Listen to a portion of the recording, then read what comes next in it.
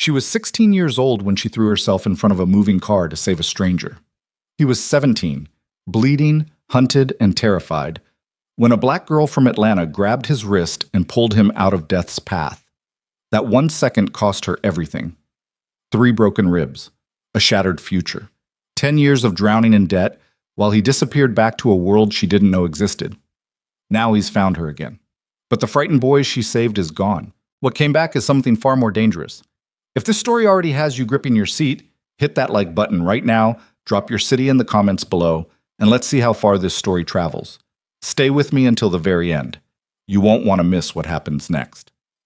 The rain came down hard that November. Not the kind of rain that cools a city down or washes the streets clean. This was Atlanta doing what Atlanta did best in late fall, pouring everything it had like it was angry at the ground, like the sky had been holding something in for weeks and finally just let go. The gutters ran black with whatever the streets gave up. Steam rose off the asphalt in thin gray wisps where the cold air hit the hot pavement. Streetlights threw orange cones across the wet road, and every puddle looked like fire reflected in dirty glass. Nyla Brooks pulled her hood up tighter and kept walking. She was 16, 5'4", and wearing a jacket that wasn't waterproof, because the waterproof one had been sitting in a pile on her bedroom floor for 3 weeks, waiting to be repaired, and she kept forgetting to take it to the tailor because the tailor cost $14, and $14 was $14. Her shift at Lee's Diner had ended 40 minutes ago. Her feet hurt. Her lower back ached from carrying plates for 6 straight hours. She had exactly $11.73 in her pocket, which was tips from a Tuesday evening, which meant people had been cheap. She cut through the intersection at Delmar and 5th the same way she cut through it every night, diagonally, against the light, because the signal at that corner had been broken for 2 months, and the city hadn't fixed it yet, and everyone in the neighborhood knew to just go when it looked clear. It looked clear. She stepped off the curb. That was when she heard it, the sound of sneakers on wet pavement, not running, but sprinting, the desperate kind, the kind where someone's lungs are already gone and they're running on fear instead of air. She turned her head left and saw him about 40 feet away, a boy, Korean, maybe her age, wearing a school jacket soaked through and plastered to his chest. He was running straight toward the intersection without slowing down. His face was turned back over his shoulder, which meant he wasn't watching where he was going, which meant he didn't see the black SUV rolling through the cross street at speed. Nyla saw it. The SUV had its headlights off. Later, she would think about that detail more than anything else. Headlights off on a rain-soaked street in the dark. Whoever was driving that vehicle wasn't trying to get somewhere. They were trying not to be seen. She didn't think. That was the truth of it. People said afterward, her mother said it, her teachers said it, the nurses said it. They said she was brave, she was heroic, she made a choice. But that wasn't how it happened. There was no choice. There was just her body moving before her brain had finished processing the geometry of the situation, before the calculation had time to run. Boy plus speed plus SUV minus headlights equals dead. Her body already knew the answer. She lunged. Both hands out, she shoved him from behind with everything she had, all 128 pounds of her, all the force her tired 16-year-old body could generate after 6 hours on her feet. She hit him mid-stride and drove him sideways, off the curb and onto the far side of the intersection, and she felt the displacement of air as the SUV passed so close that the side mirror clipped the back of her jacket and spun her hard into the pavement. She hit the asphalt with her left shoulder first, then her ribs, then the side of her head. The sound she made when she landed was not a scream. It was a grunt, animal, involuntary. And then silence, because silence was all her body had left to offer. The rain came down on her face. She stared up at the orange smear of the broken streetlight and tried to breathe, and found that breathing required something her ribs weren't willing to give. The boy was on his hands and knees 10 feet away, staring at her. Up close, in the fractured light, she could see him better. His face was younger than his size suggested, still carrying that teenage softness in the jaw that hadn't burned away yet. But his eyes were old. Scared, yes. Terrified, absolutely. But behind the fear there was something else, something Nyla didn't have words for at 16. An awareness, maybe. The look of someone who had already understood that the world could turn lethal without warning and had simply been waiting for it to happen. There was a cut above his right eyebrow. Blood ran down his cheek, thinned and pinkened by the rain. "Hey," she managed. The word came out barely above a whisper. He crawled toward her. Don't move, he said. His English was careful, accented but precise, like someone who had studied it from textbooks rather than television. I think you're hurt. I can tell, she said. I'm going to... Get down! She grabbed his sleeve with fingers that didn't feel like her own and yanked him toward the ground. They're going to circle back. He froze, then dropped flat beside her without another word. She could feel the heat of him even through the cold and the rain, the heat of someone who'd been running hard for a long time.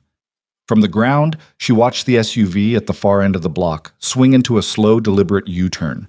She hadn't been wrong. Who are they? She asked. He was quiet for a long second, then, people I can't explain to you right now. That's a great answer.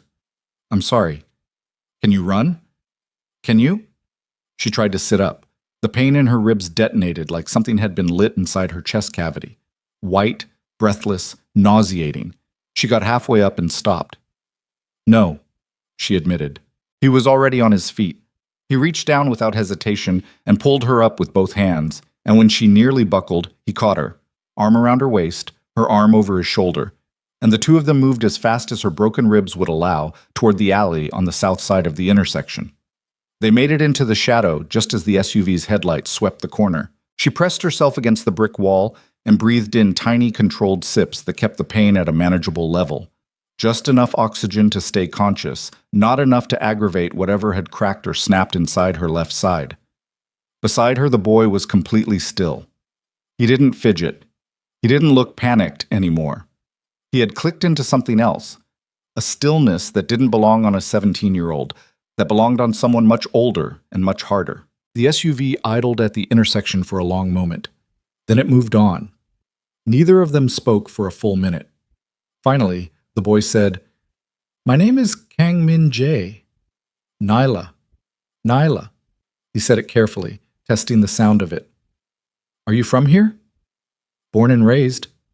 I have been in Atlanta 3 weeks," he said, "for school." Hell of a welcome. Something crossed his face that wasn't quite a smile and wasn't quite not one. He looked down at where she was pressing one arm against her ribs. "You need a hospital." "I need about 4 things before I need a hospital, starting with those guys not coming back. They won't. Not tonight." He said it with a certainty that bothered her, not because she doubted him, but because a 17-year-old shouldn't sound that certain about what professional killers would or wouldn't do. "I'll call someone." "Your people?" A pause. "Yes?" "The same people who are apparently okay with you getting chased down a street in the rain? It's complicated. You keep saying that, because it keeps being true." She almost laughed, which made her ribs punish her for it, which made her stop immediately. She leaned her head back against the brick and looked at him, really looked, because she was the kind of person who looked at people and she always had been. She saw the wet school jacket. She saw the cut above his eye. She saw the blood that had dried and been rewashed by the rain 3 times over. She saw the way he held himself, straight, contained, like someone had taught him from childhood that showing pain was a transaction you couldn't afford. "You're bleeding," she said. "I know." "You should clean that." "I know." "I'm serious. Head wounds don't look like much, but they bleed a lot, and if you're concussed..." "I'm not concussed." He met her eyes. "Thank you." "For what?" "For..." He gestured almost helplessly at the intersection behind them, at the wet pavement where she'd shoved him out of the vehicle's path, at the whole absurd situation. "For that." "You would have done the same," she said. He looked at her for a long moment. Something moved behind his eyes that she didn't know how to read. "I don't know if that's true," he said quietly. She didn't know what to do with that kind of honesty from a stranger, so she didn't try. She just said, "Call your people. I'll wait." He did. She waited. The ambulance arrived 8 minutes later. Min Jae's people arrived 4 minutes after that. Black cars, men in dark clothing who materialized out of nowhere and surrounded him like he was something valuable. She watched from her stretcher as they pulled him aside, spoke urgently in Korean, and she saw his face change. The boy who'd crouched beside her on the wet asphalt started disappearing.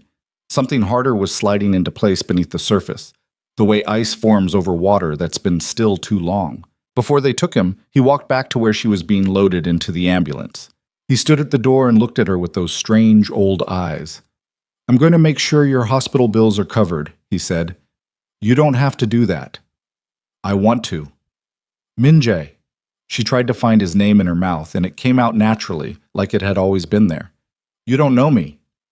You just saved my life. He said it plainly, without drama. I know that. One of the men behind him said something in Korean. Low, urgent, impatient. Minjae held up one hand without turning around, and the man immediately fell silent. Nyla filed that away somewhere in the part of her brain that cataloged things worth remembering. I'll find you, he said, when everything settles. I'll find you, and I'll make sure you're okay. She wanted to tell him that she didn't need him to make sure of anything.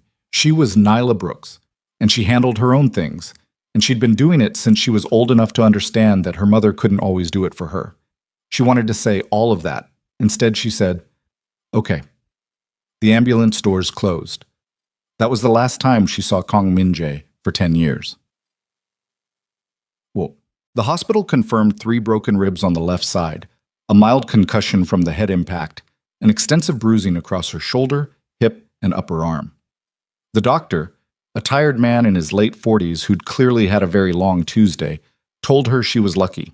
She asked him what lucky looked like, and he seemed briefly offended, and then she was sent to a room that smelled like cleaning fluid and left with an IV line and instructions not to move if she could avoid it. Her mother arrived 2 hours later. Diane Brooks was 41 years old that November and looked like someone who had been running at full speed for 2 decades and had recently started to feel it in her joints. She worked days at a hotel laundry and evenings at a clothing alterations shop, and she had the hands to prove it. Rough, efficient, capable hands that didn't flutter or tremble even when the rest of her was coming undone. When she walked into Nyla's room and saw her daughter lying there with tubes in her arm and her face swollen on one side, she stood in the doorway for exactly 3 seconds before crossing the room and sitting down in the chair beside the bed and taking Nyla's hand. She didn't cry. That wasn't Diane's way. Tell me, she said. Nyla told her. Most of it. The chase, the SUV, the boy, the shove.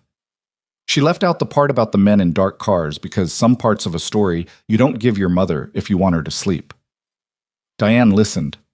When Nyla finished, she was quiet for a moment. Where's the boy? She asked. Gone. Gone where?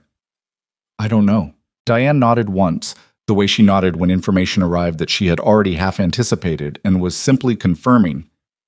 His family's covering the bills? He said so. Did he give you a number, a name? Just his name. Another silence. Diane looked at her daughter's face, the swelling, the cut at her temple, the careful way she was holding herself against the pain, and something moved across her expression that she controlled almost immediately. Almost. You could have died, she said. I know. You didn't think about that. No? You never think about that. Mom, that's not a criticism, Nye. Diane squeezed her hand. That's just true. The hospital bill arrived 6 weeks later. Minjae's promise had not been kept. Whether it was because he'd meant it and circumstances had prevented it, or because it had been a panicked 17-year-old's instinct toward reassurance in a moment of crisis, she never knew. What she knew was the number on the paper, which was $47,000, which was a number that didn't belong in Diane Brooks's reality. The insurance covered a portion, a small portion. The remainder settled onto the Brooks household like weight onto a structure that had never been built to hold it. Nyla went back to Lee's diner 6 weeks after her discharge, still taped up, still breathing carefully. The doctor had told her 6 to 8 weeks of rest. She'd lasted 4. The physical therapy sessions she was supposed to attend 3 times a week she attended once, because the copay was $30 and $30 was $30. She never stopped watching the door. Not at the diner, not at school, not on the bus or in the grocery store, or in the dim stairwell of their apartment building. She watched every door she walked through for months, then years. Then eventually she stopped knowing she was doing it, and it just became the way she moved through the world, alert, waiting, half expecting a Korean boy in a wet school jacket to appear out of nowhere the same way he'd materialized running down a dark street. He didn't appear. The debt did. The debt appeared in letters and phone calls and numbers that grew rather than shrank, because the interest was predatory and they could barely keep up with minimum payments. It appeared in her mother's voice at 2 in the morning when Diane thought Nyla was asleep and sat at the kitchen table and went over the numbers again with a kind of quiet, desperate arithmetic. It appeared in the college acceptance letter that came in April, Division I school, partial scholarship, pre-med track, that Nyla read twice and then folded and put in a drawer because there was no universe in which leaving her mother made financial sense. It appeared in the physical therapy she never finished, which meant her left side healed crooked, which meant she'd always have a catch in her breathing when she ran hard, a tightness across her ribs on cold mornings, a small permanent reminder stitched into her body of the night she decided to save a stranger. She didn't regret it. That was the complicated part. Even 10 years later, even at 26, even exhausted and in debt and sleeping on her friend's couch in a one-bedroom apartment because she'd had to give up her own place 6 months ago when the emergency expense hit, even then, she didn't regret it. She'd ask herself sometimes, in the way you ask yourself things when you're tired enough that the filters drop, whether she would do it again if she knew what it cost. And the answer was always yes, which didn't make her feel noble. It just made her feel like herself. She was Nyla Brooks. She'd always been the kind of person who moved before she thought. It had cost her 10 years. The hospital where she worked now was a different hospital from the one that had treated her at 16. Same city, different part of it. A large medical center on the north side of Atlanta where she put in 12-hour shifts as a patient care technician, drawing blood and taking vitals and doing everything just below the threshold of what required a nursing degree, which she was working toward, slowly, one community college class at a time when money allowed. Which it didn't always. The work was physical and thankless, and she was good at it in the way she was good at most things, quietly, without celebration, through repetition and attention to detail. The patients liked her. Most of them. Some of them were nasty in the way that sick and frightened people get nasty, and she'd developed a face for those situations, calm, impenetrable, professionally neutral, that her colleagues called her hospital face, and that cost her more energy to maintain than the actual physical work did. Her friend Tamara had given her the couch 3 months ago without being asked. Tamara worked in radiology and was one of those people who communicated primarily through bluntness and food. She'd left a plate covered in foil on the kitchen counter the first night Nyla moved in with a note that said, "Eat this. Stop apologizing for being here. This ends when you get back on your feet, not a second before." Nyla had eaten the food and cried a little, quietly, in the bathroom, and then stopped because crying was a use of energy she couldn't afford. She was 26 years old, and she was holding everything together with her bare hands and very little else. It was a Thursday morning in October when the letter came. She almost didn't see it. Tamara had left for an early shift before Nyla woke up, and the apartment was quiet and gray with morning light. When Nyla made coffee and checked her phone and then noticed the envelope on the kitchen counter with a sticky note on top in Tamara's handwriting. "Dropped in the mail slot last night. Fancy envelope. Smells expensive. Don't know what it is, but open it before you go to work." The envelope was good paper. Cream-colored, thick, with a texture to it that you only got in stationery that cost money. Her name was printed on the front in clean, measured type. Not a label, not a stamp, but typeset directly onto the envelope itself, which meant someone had arranged for it specifically. No return address. A Korean postage mark. She stood in the kitchen in her socks and yesterday's hospital scrubs and looked at the envelope for a long time before she opened it. Inside was a single card. Same heavy cream paper, 3 lines of text in English, in the same clean, measured type. "I never stopped looking for you. I need to see you. KMJ." And below that, a phone number. Nyla stood in her kitchen with the card in her hand and the coffee going cold behind her and felt something she didn't have a clean name for. It wasn't quite shock, because some part of her had never entirely stopped expecting this. It wasn't quite hope, because hope was something she'd learned to keep on a very short leash after the first few years. It was something rawer than both of those, something closer to the feeling of a scar being pressed, that specific combination of remembered pain and present sensation. She put the card down on the counter. She picked it up again. She put it in her pocket, drank the cold coffee standing over the sink, and went to work. She didn't call for 4 days. She didn't tell Tamara. She carried the card around in her pocket and thought about it at 2 in the morning when the hospital was quiet and she was charting at the nurse's station, and she thought about it on the bus home, and she thought about it on the couch at night when she was staring at the ceiling waiting for sleep that was taking its time arriving. She wasn't afraid of what she'd find on the other end of the call. That was the thing. She should have been afraid, probably. A card with no return address, from Korea, from a man who'd vanished 10 years ago with a promise he hadn't kept, who'd been chased down a street by people in a car with its headlights off. The smart move was obvious, but Nyla had never made decisions based on what was smart. She'd always made them based on what was true. And the truth was that she'd thought about Kang Min-jae more than she'd thought about almost anyone else in the last 10 years. Not romantically, not bitterly, but in the way you think about an event that changed the direction of your life. Not obsessively, just frequently. Like a bruise you press because the sensation tells you something important. She called on a Sunday afternoon. The line rang twice. Nyla. No question in it. He'd been expecting the call. His voice was deeper than she remembered. Steadier. The careful, textbook-precise English was still there, but it had aged. Less academic now, more settled, with a quality that came from spending 10 years giving instructions that people didn't argue with. You found me, she said. I told you I would. That was 10 years ago. I know. A pause. Not hesitation. He didn't seem like someone who hesitated anymore, just a pause, deliberate, like he was choosing what to say with the same care he'd put into choosing the stationery. I had complications. I noticed. I want to explain them to you in person. Why in person? Because some things need to be said face to face, he said, and because I owe you more than a phone call. She looked out the window of Tamara's apartment at the October sky, gray and low, with the specific flat quality Atlanta sky got in the fall. You owe me an explanation, she said, and an apology, in that order. I know. Those are separate from the money. I know that too. I'm not...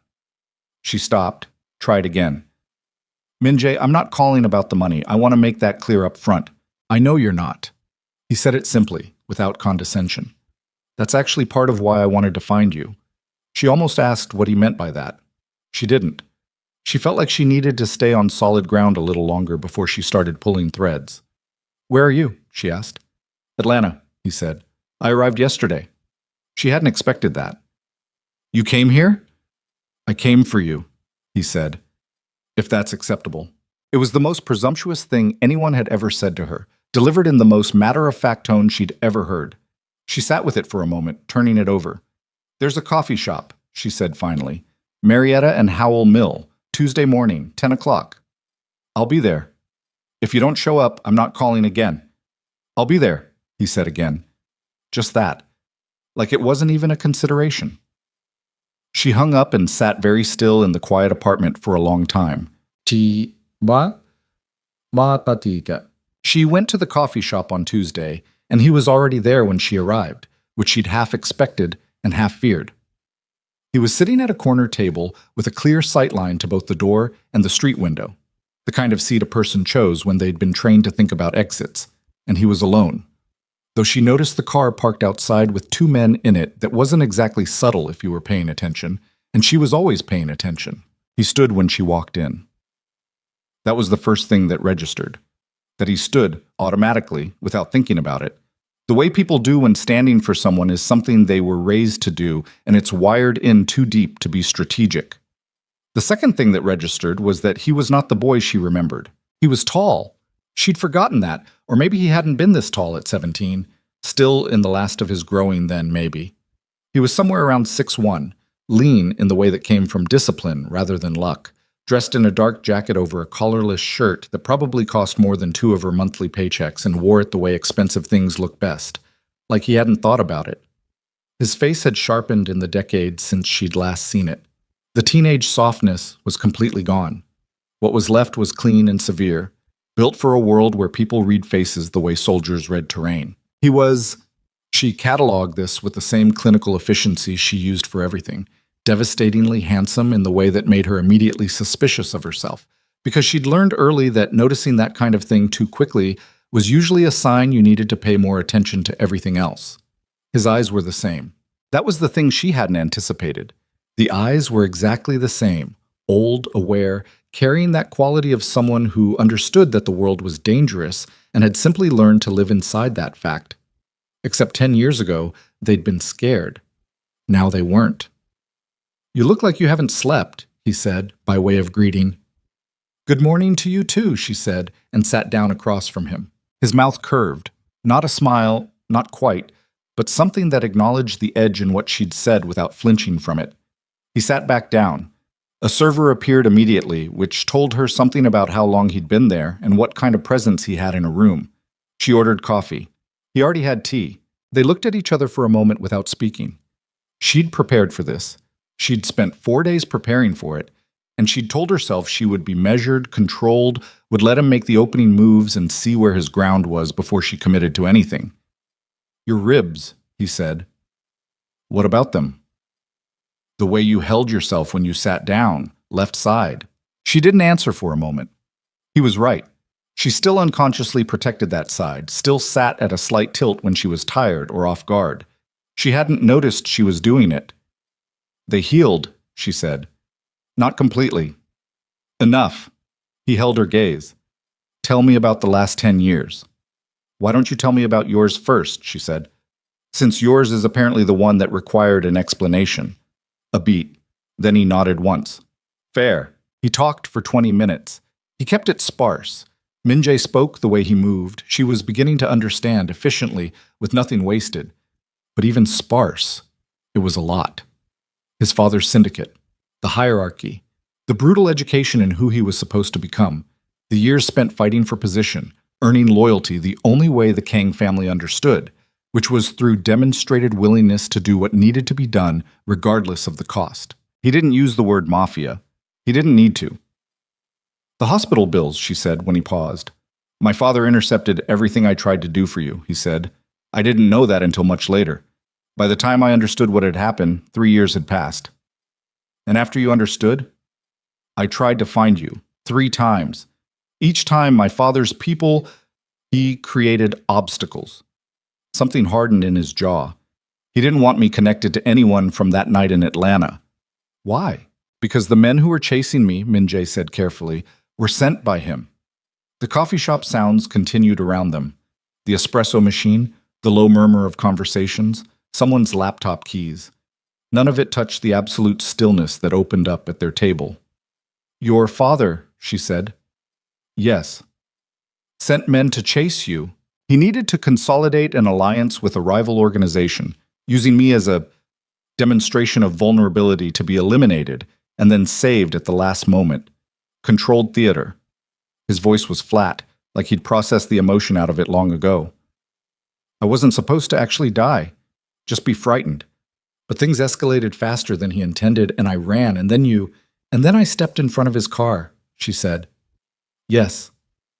She sat with that for a long time. "He let you believe he'd handle my bills," she said. "He told me it was done." Min-jae looked at the table, then back at her. It was the first time since she'd walked in that he'd looked anything other than controlled. "I found out the truth when I was 21. I've been trying to find you since." 5 years, she said. 5 years. "He's that powerful." "He was." Min-jae picked up his tea. "He's less powerful now." She looked at him, really looked, the way she'd done in the alley 10 years ago, and saw the same thing she'd always seen in him, underneath all the new hardness. She saw someone who'd grown up understanding that the world was shaped by forces that didn't care about what you deserved, and had decided to become one of those forces rather than be crushed by them. She understood that impulse completely. It didn't make him simple. "What do you want, Min-jae?" she asked. "To start with," he said, "I want to repay what you're owed." "The medical bills are the beginning," he said, "not the end." She set her coffee down. "I told you on the phone. I know what you told me." He leaned forward slightly, and for the first time she felt the weight of him. Not his size, not his apparent wealth or the men parked outside or any of the things that were supposed to be intimidating. Just him, the concentrated attention of someone who was used to every room bending toward them. "I'm not doing this because I think you came here asking for money. I'm doing it because the trajectory of your life was altered by something I was involved in, and I have spent 10 years unable to correct that, and now I can. I'm not your charity project." "No," he agreed. "You're the woman who saved my life. Those are different things." She looked at him for a long moment. "I have a shift in 2 hours," she said finally. "I know I won't keep you." "How do you know?" "I know your schedule," he said, not apologetically, just as information. "I've been careful. I didn't want to surprise you at the hospital." "But you found my schedule." "Yes." That's..." She stopped. That should bother me more than it does. Should it? You tracked me down, Minjai. I looked for you for 5 years, he said quietly. When I finally found you, I wanted to be careful about how I approached this. Looking at your schedule wasn't surveillance. It was making sure I didn't do this wrong. She didn't know what to do with that. She also wasn't sure she entirely believed it, which she noted, which she filed. I'll think about it, she said. Whatever you're offering. That's all I'm asking. She stood to leave.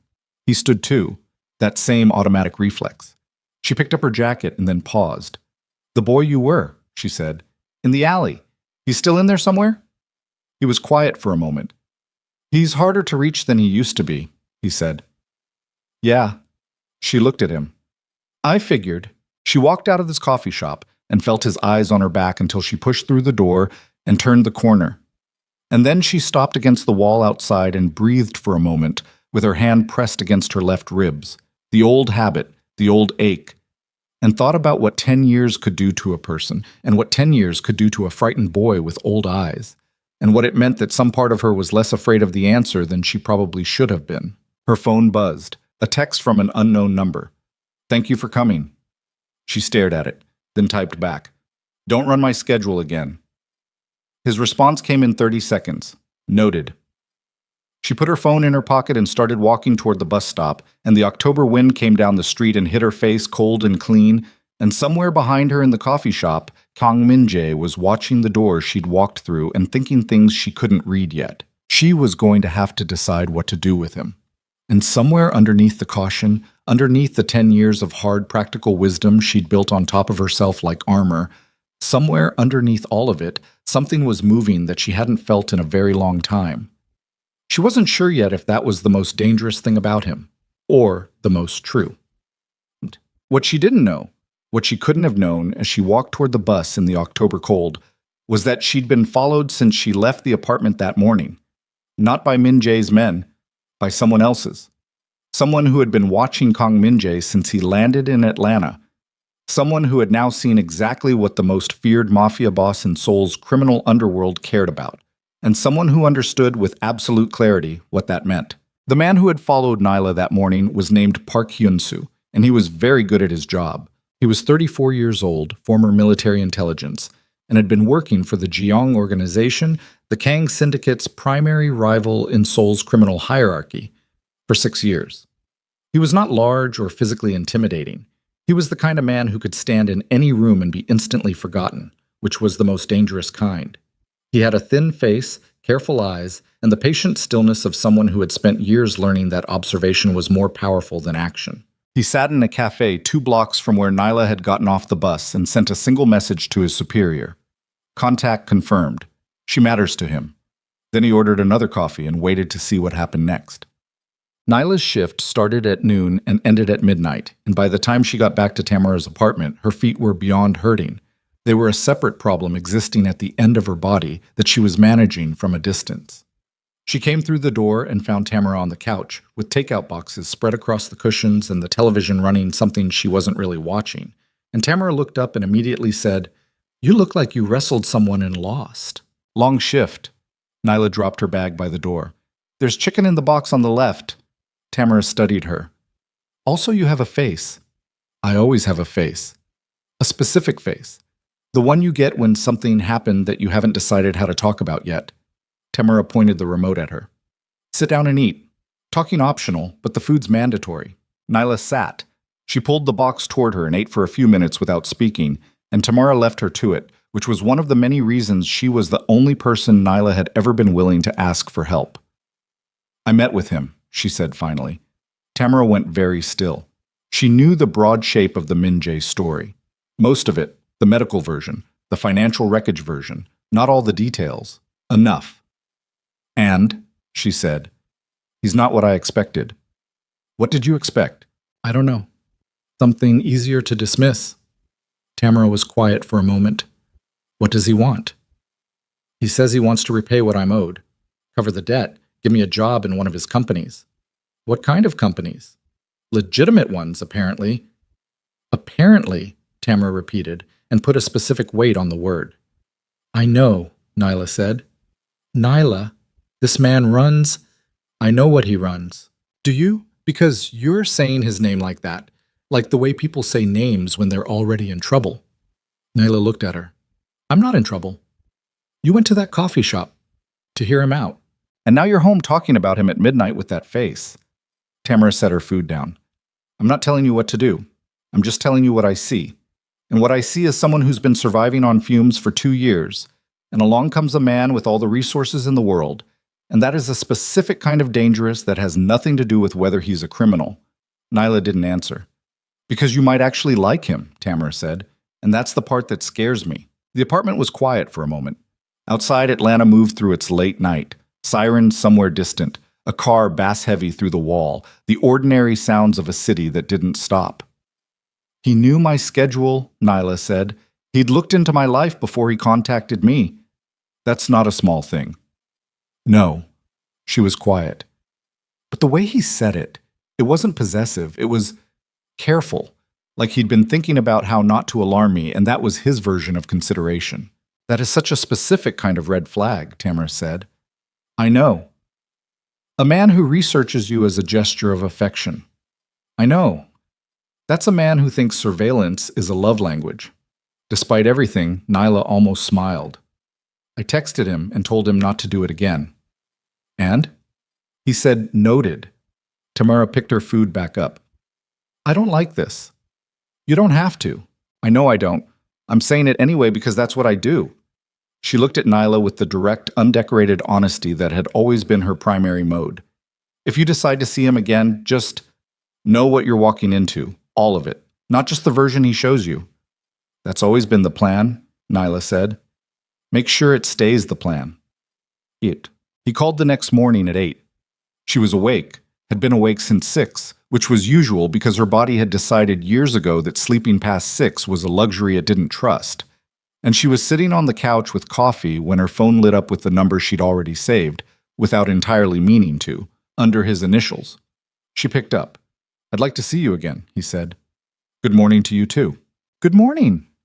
A pause, and she heard him recalibrate. A brief adjustment. Someone catching themselves doing things on autopilot that weren't appropriate for this particular conversation. I'm sorry. Good morning. Better. She drank her coffee. When? Today, if that works. It doesn't. I have a lecture at 2. I'm taking a class. And errands before that. Tomorrow? I work tomorrow. The day after? Min Jae. She set the coffee down. What's the urgency? A longer pause this time. I'm in Atlanta for a limited window, he said. I have obligations in Seoul that I can't push past a certain point. How long? 10 days, possibly 2 weeks. And you want to fit 10 years of conversation into 2 weeks. I want to start, he said. The rest doesn't have to happen in 2 weeks. She considered that. The rest. The careful implication that 2 weeks was a beginning rather than a conclusion. She filed it and kept her voice even. Tomorrow evening, she said. I'm off at 7. I can meet you somewhere at 8. I'll cook, he said. You'll cook? Yes. Where? I have a temporary residence. It's secure and private. If that's uncomfortable, send me the address, she said. I'll decide when I get there if I'm coming in. That's fair? I know it is. She hung up and looked at the wall of Tamara's apartment and thought about the word secure and how naturally it had come out of his mouth. Not as reassurance, but as description, the way you'd describe a building's square footage or its proximity to transit. Just a feature of the space, something that was considered as a matter of course. She thought about what kind of life produced that as a matter of course. The address he sent was in Buckhead, which told her something. The building was the kind that didn't list itself prominently. No marquee signage, no doorman visible from the street, just a clean glass entrance with a discreet panel and a man inside the lobby who was dressed like building security, but held himself like something else. He confirmed her name without her giving it, and sent her up to the 14th floor without making it feel like a process, which meant the process had already happened somewhere she couldn't see. She stood in the elevator and looked at herself in the mirrored door and thought, you're walking into a mafia boss's private residence. Then she thought, he cooked. The elevator opened directly into the apartment. It was large and mostly empty in the way that temporary residences are empty.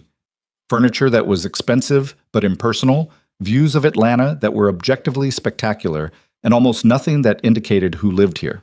No photographs, no personal objects visible from the entrance, just clean lines, good lighting, and the smell of food that hit her immediately and was, without question, Korean. Min-jae came out of the kitchen wearing a simple dark shirt with the sleeves pushed to the elbows and holding a dish towel, and for a second, just a second, she saw something in the apartment that she hadn't expected to find there. A person. Not the mafia boss, not the dangerous man from the coffee shop with the car parked outside. Just a person in a kitchen who'd been cooking, who had flour on one forearm and was looking at her with something that wasn't performance and wasn't strategy. "You came in," he said. "Jury's still out on whether that was smart." He almost smiled. "Come in." She came in. The food was doenjang jjigae, fermented soybean paste stew, with rice and several small dishes arranged on the counter with the methodical care of someone who had cooked this way their whole life. She sat at the counter and watched him finish it, and the silence was not uncomfortable, which surprised her because she'd expected either tension or performance, and this was neither. "You cook," she said. "My mother taught me before she died," he said.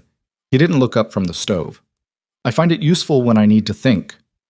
"How long has she been gone?" 14 years. She did the math. He'd been about 13. "I'm sorry." "She was the better of my parents," he said simply. "By a significant margin." She didn't push on it. "What did you need to think about today?" He looked up then. "You." "That's a very direct answer. I'm trying to be direct with you," he said. "You strike me as someone who recognizes when people aren't." "I do," she confirmed. "Then I'll keep doing it." He ladled the stew into bowls and set one in front of her. "Eat first. Talk after. The food is better hot." She ate. It was extraordinary, rich and deep and complex in a way that took time and attention to produce. Not the kind of thing you made quickly or carelessly. She ate most of the bowl before she said anything else. "My mother used to say you can tell everything about a person by how they feed someone," she said. "What does this tell you?" "That you paid attention when your mother taught you." She looked at him. "And that you wanted me to know that." He was quiet for a moment. "Maybe." "Don't maybe me. You know exactly what you're doing." He met her eyes. "Yes," he said. "I do." "Okay." She set down her chopsticks. "Then let's talk about the job." Well, he laid it out with the same economy he used for everything. One of his legitimate companies, a logistics and trade firm based in Seoul with a North American operations office in Atlanta, was looking for someone to lead a community outreach and HR compliance division. The position paid 3 times what she made at the hospital. It came with full benefits, housing stipend, and the ability to continue her nursing coursework. She listened without interrupting. When he finished, she said, "Why does a logistics company need community outreach?" "Because I made it need it," he said. "I restructured the division 8 months ago to be a real function, not a cover." "Cover for what?" "Previously, it was used to manage optics around syndicate-adjacent business interests." He said it flatly. "I ended that. It's a real HR compliance and community engagement function now. It needs someone who knows what they're doing. And you decided I know what I'm doing based on what exactly? Your educational record, your performance reviews at the hospital, which your supervisors apparently give openly to anyone who asks." He stopped at her expression. "I know. You ran my performance reviews. I wanted to be sure the role was appropriate before I offered it." "Min-jae." She put her hands flat on the counter. "I need you to understand something. I am not a person who can be managed. I'm not a project you get to research and optimize and present a solution to. I'm a person. If you want to have a real conversation with me, that starts with you staying out of my files." He looked at her for a long moment. Something moved in his jaw. Attention. Controlled. "You're right," he said. "I know I'm right. I've spent 10 years in an environment where gathering information before approaching anything is survival instinct," he said. "I understand that's not how you operate. I'll adjust." "It's not just how I operate," she said. "It's basic respect." "Yes." No argument, no qualification. "I understand." She looked at him. Waited to see if there was a but coming. There wasn't. "The job," she said. "Still on the table. I need to think about it. Take the time you need. I want to talk to a lawyer before I sign anything." "Of course." "My own lawyer, not one connected to you." "Naturally." She picked up her chopsticks again and ate for a moment. He refilled her bowl without asking, which she noted. The automatic hospitality, the attentiveness that was either genuine or so deeply practiced as to be functionally identical. "Tell me about the syndicate," she said. He set the pot down. "Specifically, how it works, what you actually run. I don't want the sanitized version. The sanitized version is that I oversee several large, legitimate corporations with complex international interests." He sat down across from her. "The real version is that the Kang Syndicate controls significant portions of Seoul's supply chain infrastructure, several major shipping routes through the Pacific, casino operations in 3 countries, and various other interests that exist in the space between legal and not.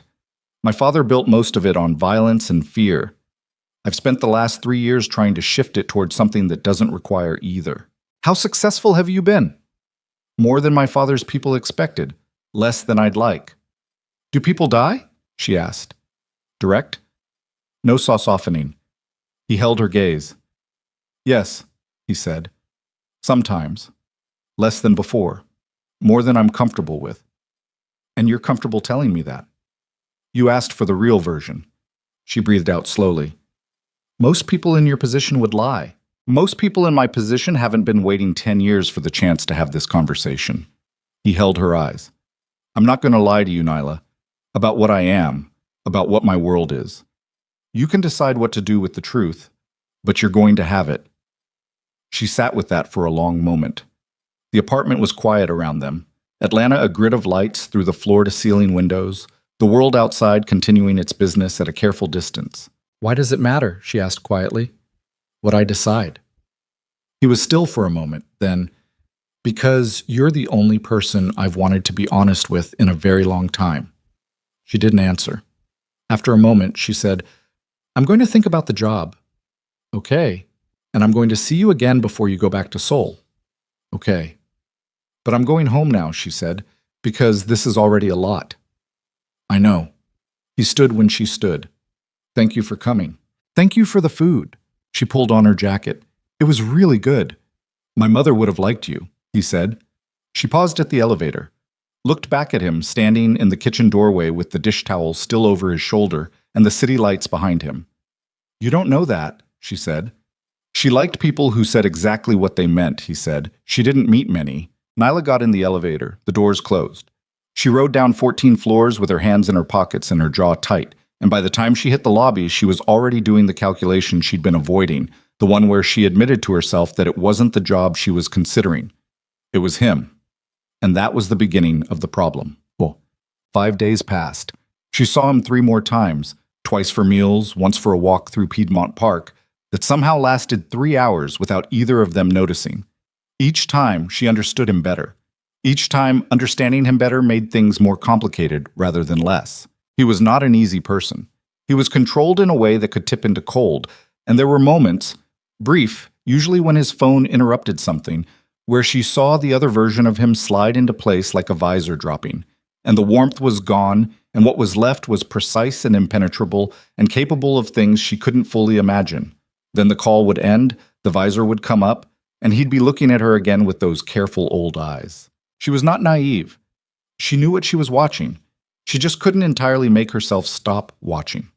On the 5th day, he called at 6 in the morning. "Something's happened," he said. His voice was flat in the way that meant controlled, not calm. She sat up on the couch. "What?" "Someone's been watching you. One of my security team identified him yesterday. Park Hyun-soo, employed by the Jong organization. A beat. He's been following you since the day we met at the coffee shop." Her stomach went cold. "Since the coffee shop?" "Yes." "How long before your team noticed?" A pause that told her the answer wasn't one he liked giving. 3 days. 3 days. She was already on her feet, moving to the window without thinking about it, then stopping herself because that was exactly the wrong instinct if someone was watching the building. "So they know. The Jung people. They've known about me for 3 days." "Yes." "What does that mean for me?" "It means you're visible now," he said, "in a way that has consequences." "What kind of consequences, Min-jae?" "The Jung organization will use you as leverage if they can," he said. "It's how they operate. They'll watch to determine how much I value you, then calculate whether the risk of moving against you is worth the advantage." And how much do you value me? She said. The question came out flat, not soft. She needed information, not reassurance. Enough that it's a problem, he said. The honest version. She'd asked for the honest version, and he kept giving it to her. What do I do? She said. Come here, he said. Until I can get Hyun-soo handled and assess how wide their surveillance has gone. I have security at this building that makes it the safest option.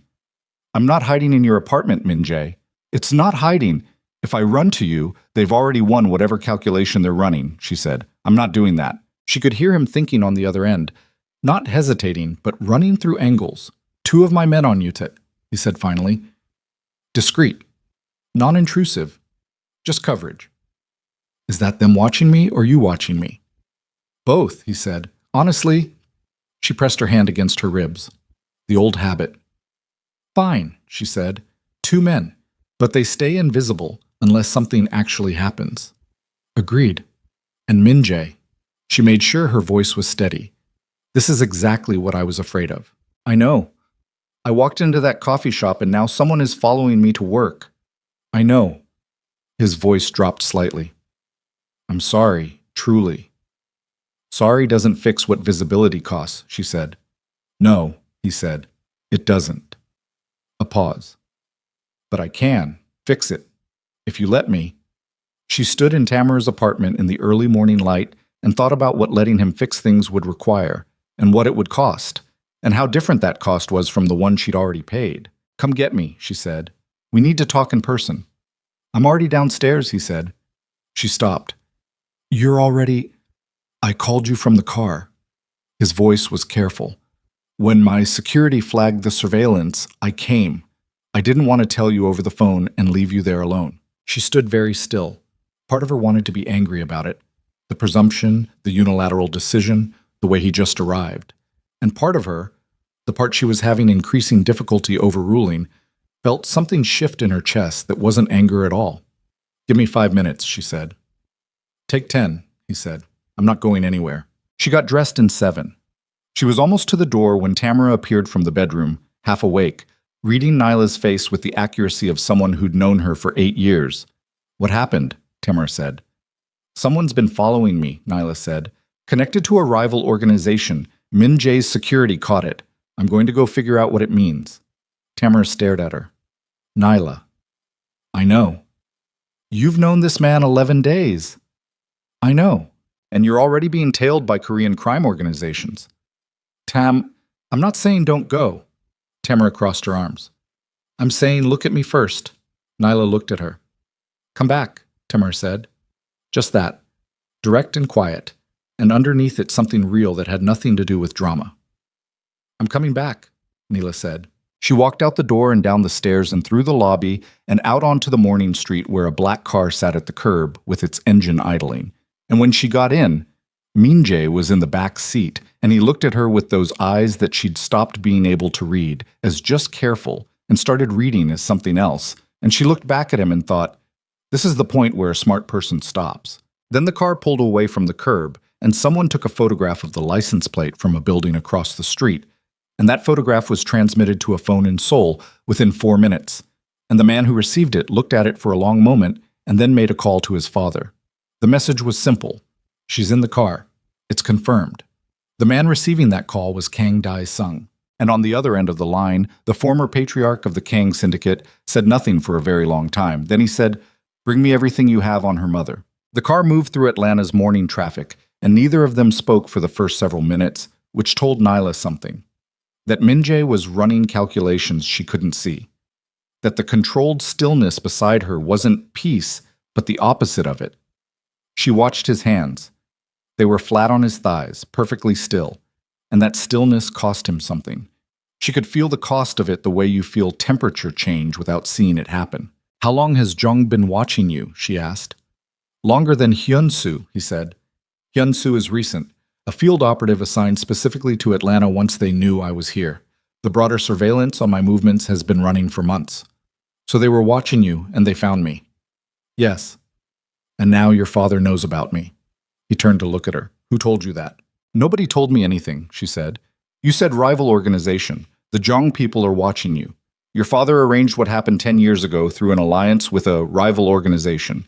She kept her voice even. How many rival organizations are there? A pause. The significant ones? 3. And of the significant ones, which one would your father use to run surveillance on you now? He was quiet for a long moment. Outside, Atlanta slid past. Gas stations, strip malls, the ordinary morning architecture of a city going to work. He would use the one that already has infrastructure in Atlanta, Min-jae said finally. The Jong organization. Yes. So Hyun-soo wasn't working for a rival, she said. He was working for your father. The word father came out of her mouth like something she was handling carefully, at a distance, because she already understood it was explosive. Min-jae looked out the window. His jaw was a hard line. I don't have confirmation of that. But you think it. I think it's the most logical reading, yes. Then say it. He turned back to her. My father likely knows about you, he said. And he likely knows before I intended him to, because I was careful, but not careful enough, and he has eyes I don't always account for. Why didn't you lead with that this morning? Because I needed to think through what it meant before I said it out loud.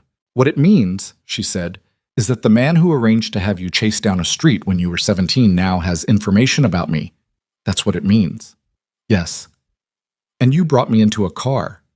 To keep you safe, to keep me contained, she said. Not accusing, clinical, precise. Whether you mean it that way or not, Min-jae, the effect is the same. I'm in your car, going to your location, because someone connected to your world is following me. That's not safety. That's capture with better intentions. He absorbed that without deflection. She watched him take it in and not argue with it, which was either honesty or strategy, and she was having increasing difficulty telling the difference. What do you want to do? He asked. I want to know everything, she said. Right now. Not the version you've been giving me in pieces. Everything your father knows, everything Jong has on me, and what the realistic threat level is for someone who has no stake in any of this beyond the fact that she was in the wrong place at the wrong time 11 days ago. You weren't in the wrong place, he said quietly. Don't do that, she said.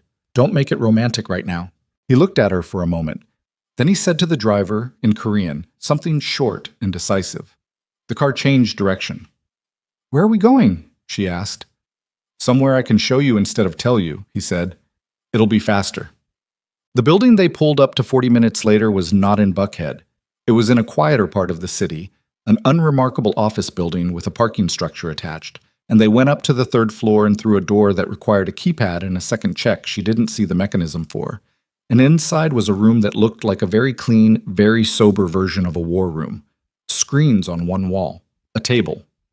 3 men who stood when Min-jae entered and whose eyes went immediately to Nyla with the specific quality of people assessing a variable. Min-jae said something to them in Korean. 2 of them left. The third, a lean man in his late 30s with close-cropped hair and the kind of face that processed information faster than it showed it, stayed, and Min-jae switched to English. This is Yoon Jae-won, he said. He runs my security operations. Jae-won nodded at her. Not warmly, but not hostilely either. The nod of a professional acknowledging a situation. Show her what we have on Hyun-soo, Min-jae said. Jae-won turned to the screens without comment and pulled up a file. Neela stood in front of it and read. Park Hyun-soo. Jong Organization Field Operative. Atlanta deployment. Confirmed 11 days ago. Surveillance targets. Kang Min-jae. Secondary target identified as Nyla Brooks. Subject confirmed contact with primary target day 1. Photographs taken, 47. Locations documented, Nyla's workplace, Tamara's building, the coffee shop, the Buckhead residence, Piedmont Park. 47 photographs. She'd been photographed 47 times in 11 days without knowing. She stood very still and read the whole thing and kept her breathing controlled and even because losing her composure in this room in front of these people was not something she was willing to do. The transmission log at the bottom, Jae-won said. The photographs were being sent in batches. The last batch went to 2 recipients. 2, Min-jae said. He hadn't looked at the screen yet. He was looking at Nyla. The Jong Organization's Seoul office, Jae-won said, and a private number registered to a shell company in Busan. He pulled up a second screen. The shell company's registration. The director listed on the incorporation documents. Kang Dae-sung. Nyla read the name. She'd never seen it written down before. She'd only heard Min Jae say it twice, and both times he'd said it the way people say the names of things that cost them. So it's confirmed, she said. Yes, Jae-won said. Your father is working with the Jong organization against you, she said to Min Jae. Against me, and now against you, he said. Yes. She turned away from the screen. She needed to move. Standing still was making the information stack up too fast. And when information stacked up too fast, she made bad decisions. And she couldn't afford bad decisions right now. She walked to the window and looked at the parking structure and the ordinary Atlanta street beyond it and breathed. What does he want? She asked. He wants control of the syndicate back, Min Jae said. He lost it 18 months ago. I took it legally through the council. He'd made too many enemies by then to hold the vote. He's been building a counter-coalition since. And you're a pressure point, Jae-won said. When she looked at him, he continued in the same flat professional tone. If Dae-sung can demonstrate to the council that Mr. Kang's judgment is compromised by a personal attachment to an outside party, he has grounds to call a formal challenge to the leadership. He needs evidence that you represent a liability. Evidence like surveillance photographs, she said. Evidence like the pattern of behavior those photographs document, Jae-won said. 5 meetings in 11 days, private residence, personal car. The pattern reads as significant attachment. Is it significant enough? She asked. She was asking Min Jae now. He held her gaze. By the standards of the council, yes. And by your standards? A pause that told her everything before he answered it. Yes, he said. She turned back to the window. Outside, a delivery truck was idling at the curb. A woman walked past it with a dog that kept stopping to investigate the tire. The ordinary world, running its ordinary business without any awareness of the architecture of consequence being built around it. What does he have on my mother? She asked. Complete silence behind her. She turned around. Min Jae and Chae-won were looking at each other with a specific quality she recognized from the hospital. The look of two people deciding how to deliver information that was going to hurt. What does he have on my mother? She said again. Slower. Harder. Chae-won looked at Min Jae. Min Jae gave a short nod. Dae-sung's people made contact with your mother's current medical providers 2 days ago, Chae-won said, identifying themselves as representatives of a debt collection firm. They now have her full current medical record, her ongoing treatment details, and her home address. Neela felt the room change temperature, or she changed temperature. She couldn't tell the difference. Her mother's medical record, her mother's address. She's in treatment? She asked. Her voice was steady. She was making her voice steady through sheer force. Yes, Chae-won said carefully. Chronic condition. Managed, but... I know what she has, Nyla said. I've been managing her appointments for 3 years. She looked at Min Jae. He has her address. Yes. He has her medical record. Yes. And he got it 2 days ago, which was before you knew he was watching me, which means you're 3 days behind his information and 2 days behind his actions. Min Jae's jaw was tight. Yes. My mother is a 61-year-old woman with a heart condition, and she is currently alone in her apartment, and your father has her address. She said each clause separately, distinctly, because she needed to hear the full shape of it. And you brought me here. Where is she right now? She's... Jae-won checked something. We have eyes on her building as of 40 minutes ago. She's inside. No activity. You already had eyes on her building. When we identified the scope of Dae-sung's surveillance, we moved coverage to your primary contacts immediately, Jae-won said. So you knew about my mother before you called me this morning, she said to Min Jae. The silence was her answer. You knew, she said, and you called me to come to you. You didn't tell me they had my mother's information. You told me someone was following me and you needed me somewhere safe, and you let me get in the car thinking the threat was to me. The threat is to you. The threat is to my mother, she said. The steadiness in her voice was costing her something structural now. She could feel the foundations of it under stress. That's what he'll use. He won't touch me. I'm connected to you and touching me has consequences. But my mother is just a 61-year-old woman with a heart condition and a medical record that someone just obtained illegally. And she doesn't have any protection except me. She has mine now, Min Jae said. She didn't ask for yours. Nyla took a step toward him. She doesn't know any of this exists. She has spent 10 years cleaning up the damage the last time your world touched our lives. and she has no idea it just reached back out. I know, he said. Say something other than I know. I'm trying to protect her. By keeping information from me. She stopped 2 feet from him. This close, she could see the tension in his face, not the controlled professional mask, but something underneath it, something that was actually conflicted, that was actually struggling. She didn't let it move her yet. I asked you for honesty. I asked you for it specifically, Min-jae, because I told you that's the only way this works. And the first time something hard came up, you managed the information. I was trying to avoid panic. I don't panic, she said. That's the thing about me you keep underestimating. I don't panic. I assess. I handle. I have been handling things since I was 16 years old and none of them have broken me yet. She held his gaze. But I cannot handle what I don't know. And I cannot protect my mother from information you're keeping from me. He stood there and took it. All of it, without looking away. You're right, he said. I know I'm right. I made the wrong call, he said. I should have told you everything on the phone. Yes, she said. You should have. Chaewon had found something in his peripheral professional vision to study intensely during this exchange. Nobody acknowledged it. I need to go to my mother, she said. Let me take you. No. She picked up her jacket. I'll go alone. With your invisible men if you insist, but I'm not showing up at my mother's door in one of your cars. Nyla, she doesn't know about you, she said. She doesn't know what any of this is, and she's not going to find out by watching me get out of an armored SUV. She looked at him. I'm going to go see her, make sure she's okay, and figure out what she needs to know and how to tell it. And then I'm going to come back and we're going to figure out what happens next. And if Daesung moves before you get back, then your men handle it, she said. That's what they're there for. He looked at her for a long moment. Then he said something to Jaewon in Korean. Jaewon nodded. 2 men on you, Min-jae said. Jaewon will give you a phone, direct line to his team. If anything feels wrong, I'll use it, she said. She took the phone from Chaewon. I'm coming back, she said to Min-jae.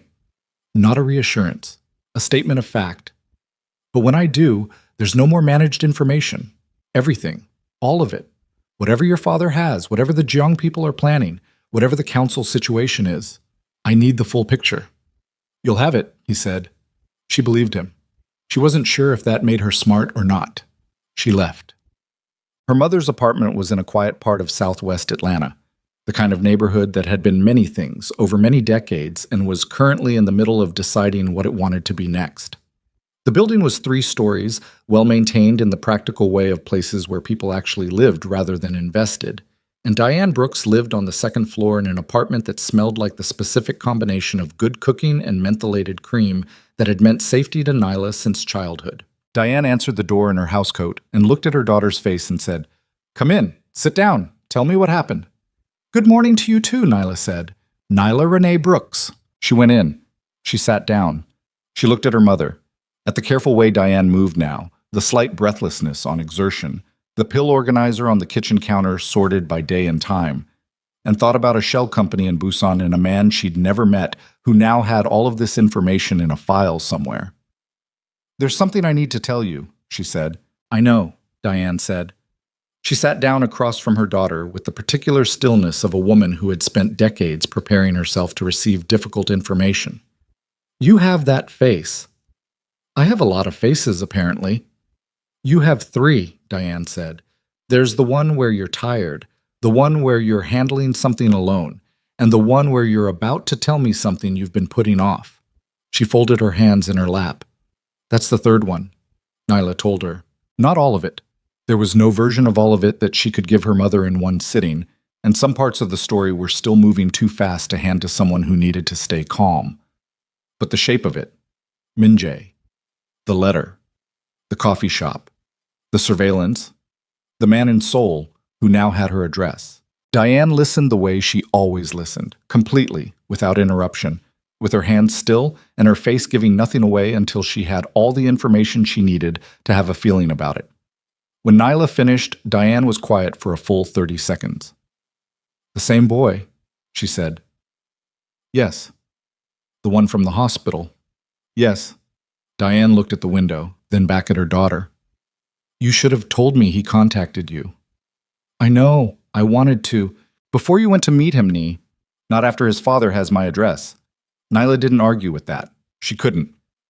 I know. What does he want from you? He says he wants to repay what happened, the debt, and she paused. He wants to see me. See you how? I don't know yet. It's complicated. Diane's expression moved through several things without settling. Is he dangerous? Yes, Nyla said, immediately, without softening. His world is dangerous.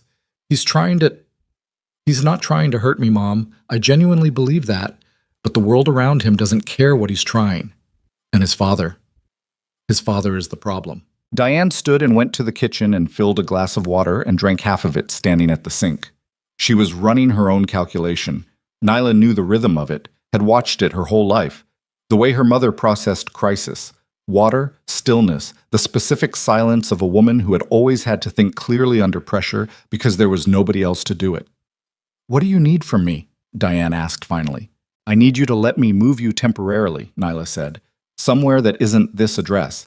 Just until… No. Mom, I am 61 years old and this is my home, and I will not be moved out of it because some man in Korea is trying to frighten my daughter. Diane turned around. Her voice was calm, but the kind of calm that had infrastructure behind it. I have lived in this city my whole life. I have raised you in this city. I have worked and paid and struggled in this city, and I will not be run out of my apartment by a man who doesn't know my name. He has your medical record, Nyla said. He knows exactly what you have and what happens if you're under sustained stress. Diane's expression flickered. Something went across it. Fear, quickly processed, quickly integrated, not eliminated, but disciplined. Then I won't be under sustained stress, she said. Mom, this isn't… Bring him to me, Diane said. Nyla stopped. What? Bring the boy to me, Diane said. If he's what you say he is, if he's serious about protecting us, then he should be able to say so to my face. She looked at her daughter steadily. And you should see what he does when I'm the one in the room. Nyla sat with that, turned it over. Her mother's tests had always been simple and brutal, and they had always told the truth. Okay, she said slowly. Good. Diane sat back down. Now make me coffee and tell me what you actually think about him. Not the situation. Him. Nyla got up and went to the kitchen. That's a complicated question. Simple questions don't tell you anything. She made the coffee. She thought about how to answer. He's honest, she said, in a way that's uncomfortable because it doesn't come with softness. He just tells you true things directly and lets you deal with them. Good or bad? Both. He managed information from me this morning to avoid alarming me. That's a bad instinct, but when I called him on it, he didn't argue. He just said I was right and adjusted. She poured 2 cups. He's not used to being questioned, but he doesn't resent it from me. Why not from you? I don't know, she said. She brought the cups to the table and sat back down. He said something about being honest with me being important, in a way it hasn't been with other people. Diane wrapped both hands around her cup. How do you feel about him? I don't trust myself on that yet. That's honest. I'm working on it. Diane sipped her coffee. The money, she said. The debt. He wants to cover it. And the job. He offered one. Are you going to take it? I don't know. Nyla looked at the table. Taking money from him feels like losing ground. Yes. Taking money from someone who owes it to you isn't losing ground, Diane said. What happened to you was because of his world.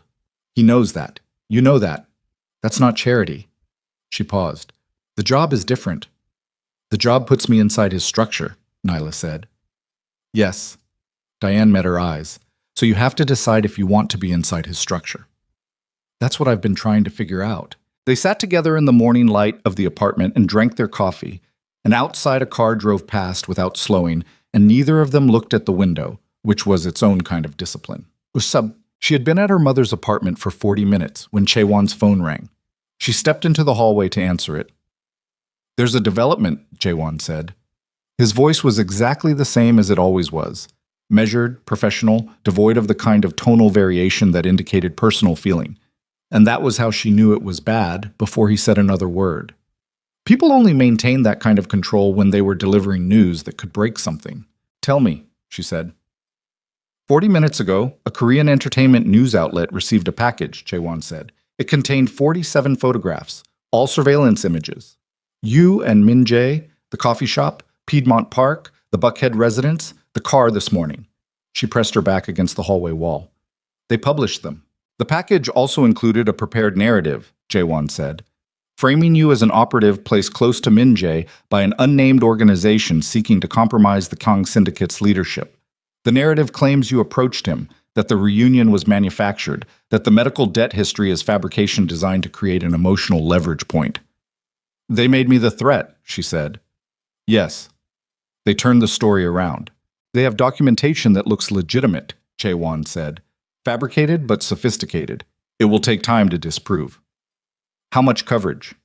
The original outlet is mid-tier, but the images are striking and the story is a pause. It's the kind of story that travels. Korean social media has already picked it up. The framing is that Min Jae is being manipulated by a foreign woman connected to a rival operation. They used race, she said flatly. The framing leans on it without stating it directly, Jaewon said, which is more effective than stating it. She closed her eyes for exactly 2 seconds, opened them. Where's Min Jae? Watching the coverage, Jaewon said. He asked me to tell you. I'm coming back now, she said. Tell him not to respond to anything before I get there. He'll want to. Tell him, she said. She went back to the kitchen doorway. Her mother was looking at her with those calm, diagnostic eyes. I have to go, Neela said. I know. I'm going to have someone. I don't need a babysitter, Nai. It's not a babysitter, it's just. She stopped, breathed. I'll explain later. Tonight. Everything. Diane stood and crossed to her and put both hands on her daughter's face the way she'd done when Nyla was small and something had frightened her and held her there for a moment. Just a moment. You've been running toward things other people run away from since you were born, she said. I raised you to do that. Don't you stop now. Nyla covered her mother's hands with her own, held them for a second. Then she left. The car ride back was different from the morning one. In the morning, she'd been assessing. Now she was operating. She read the coverage on Chaewon's phone while the city moved past. The photographs were exactly what she'd been told. Her face and Min Jae's face across a dozen moments she'd thought were private. And the narrative underneath them was precise and vicious and designed by someone who understood how to make a true thing look like its opposite. She had been flipped. A woman who'd saved a frightened boy had been rewritten as a calculated operative who'd manufactured a relationship to destabilize a criminal empire. The audacity of it would have been almost impressive if it weren't aimed at her. She put the phone face down on her knee and looked out the window and thought about Kang Dae-sung, a man she'd never met, who had never met her, who had looked at 47 photographs of his son looking at her like she was the first solid ground he'd stood on in years, and had decided that the most efficient tool in his arsenal was her reputation. He wasn't wrong about the efficiency. He was wrong about what it would produce. Min Jae was in the operations room when she arrived, standing at the screen wall with Chaewon and 2 other men, and when she walked in, he turned immediately, and his expression, normally so controlled, so precisely maintained, was something she hadn't seen from him before. It was cold in the specific way of someone who was managing the outer edge of something much hotter. I'm going to respond, he started. Not yet, she said. Nyla, the narrative is spreading. I know what it's doing, she said, and a response from you right now confirms the thing they want confirmed, which is that you're compromised. If you go loud defending me before you've neutralized the source, you look exactly like what they're saying you are. He stopped. The source is your father, she said. So we start there. He's in Seoul. I know where he is. She looked at the screen, at her own face in the surveillance photographs, at Min Jae's face looking at her in Piedmont Park, and the terrible clarity of what that expression showed. You said you had evidence of what he did 10 years ago, the arranged attack, the alliance. Yes. And you said you have evidence of his current arrangements with Jong. We're building that case. How long to complete it? Chaewon said, 72 hours minimum, to make it airtight. You have 48, she said, because in 72 the narrative about me is established enough that countering it requires twice the evidence. The window for the truth to win is closing. She turned to Min Jae. Can he do it in 48? Min Jae looked at Jaewon. Something passed between them. 48, Jaewon said. Yes. Then that's the plan, Neela said. Min Jae was looking at her with an expression she couldn't entirely decode. You're not... He stopped, started again. You're not asking me to back away from you. Would that fix it? No, he admitted. Then it's not a solution, she said. It's surrender. She met his eyes. I don't surrender. That's the thing about me you need to understand. He held her gaze for a long moment. The council, he said finally. My father will use the coverage to call an emergency session. He'll request a formal review of my leadership based on the narrative that's out there now. He has the numbers to make that request valid. When? 72 hours, possibly less. Then we're racing him, she said. We're racing him, he confirmed. And if we lose the race? He was quiet for a moment, then. The council has authority to suspend my leadership pending a formal hearing. During suspension, my protections, yours, are gone, she said. Yes. She stood in the operations room with its screens and its cold lighting and the photographs of herself splashed across Korean social media and thought about what losing looked like and what winning required. There's something else, Chaewon said. She looked at him. The package that went to the outlet, he said. It also went to 3 other recipients. He pulled something up on the screen. The Kang Syndicate's council coordinator, 2 major Korean business journalists. He paused. An Atlanta Child Protective Services, with a fabricated report claiming that Diane Brooks is being financially exploited by her daughter. The room went completely silent. Nyla stood very still. A fabricated CPS report, she said. Filed 40 minutes ago, Chaewon said. Under a false name, but with documentation that will trigger an investigation, she said. Even if it's false, even if it gets dismissed in 2 weeks, the investigation opens. They contact my mother. Yes, Chaewon said. She turned to the window. She pressed one hand flat against the glass and looked out at the city. The cold of the glass transferred into her palm, and she held it there and breathed. Slowly, in through the nose, out through the mouth. Because her mother was 61 years old, with a heart condition and a fabricated CPS report just filed against her daughter. And Kang Dae-sung had never once met either of them, and had still found the most precise pressure point available and pushed it with his thumb. She heard Min-jae say her name behind her. She didn't turn around. He went for my mother, she said. Yes. He doesn't know me, she said. He looked at the files and the photographs, and he figured out that she was the lever. Her voice was even. It was the evenest it had been all day, which meant it was costing the most. He's smart. Yes, Min-jae said. He built this in layers. The surveillance, the narrative, the council play, the CPS report. This isn't reactive. He planned this before you landed in Atlanta. She turned around. How long has he been planning it? Min-jae's face was an expression she hadn't seen before on him. Something beneath all the control, something that was old and specific and deeply personal. Since I started looking for you, he said quietly. He's known I was looking for years. He just waited until I found you. She stood in the center of the room and looked at him. The man who had come to Atlanta to repay a debt and had brought his father's entire architecture of destruction with him, who had looked for her for 5 years, and in finding her had handed his enemies. The sentence she never finished hung in the operations room like smoke. Min-jae had handed his enemies the one thing they needed, and they both knew it, and neither of them said it out loud, because saying it out loud wouldn't change the architecture of what had already been built around them. The CPS report was filed. The photographs were spreading. The council session was 48 hours away, maybe less. Kang Dae-sung had spent years laying this ground, and they had walked onto it 11 days ago with their eyes open and still not seen it until they were standing in the middle of it. Nayla turned away from the window. What do we do first, she said. Min-jae looked at Jae-won. The CPS report. I can have it flagged as fraudulent within 6 hours, Jae-won said.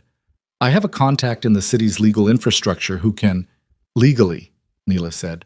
Whatever you do with it, it has to be legal. If there's anything irregular about how it gets dismissed, he uses that. Chaewon looked at her, then at Min-jae. She's right, Min-jae said. 6 hours becomes 12, Chaewon said. Do it clean, Nyla said. Oh, 12 hours. She looked at Min-jae. The council session, can you delay it? Not without it looking like I'm running. Can you move it forward? He paused. Move it forward. If we're racing him to the evidence, we want the session after we have it, not before. But if we can't guarantee that, the second best option is controlling when it happens. If you call the session yourself, today, this afternoon, you take the initiative away from him and you force him to show his hand before he's finished building. Min-jae was looking at her with an expression she'd started recognizing, the one where he was processing something faster than he was showing it. "If I call the session," he said slowly, "and the evidence isn't ready, then we present what we have and I testify," she said. The room went quiet. "No," Min-jae said. "I was there 10 years ago. I was the one on that street. I know what I saw. The car without headlights, the men chasing you, the way your own people responded when they arrived. And I know what it cost." She kept her voice level. "I'm not fabricated. I'm a real person with a real story that your father spent 10 years trying to erase. If I walk into that council chamber and tell it, he loses the narrative." "The council chamber is not a courtroom," Min-jae said. His voice had gone sharp. "The men in that room have ended careers and lives over much less than what's at stake here. You don't know what you're walking into." "Then tell me."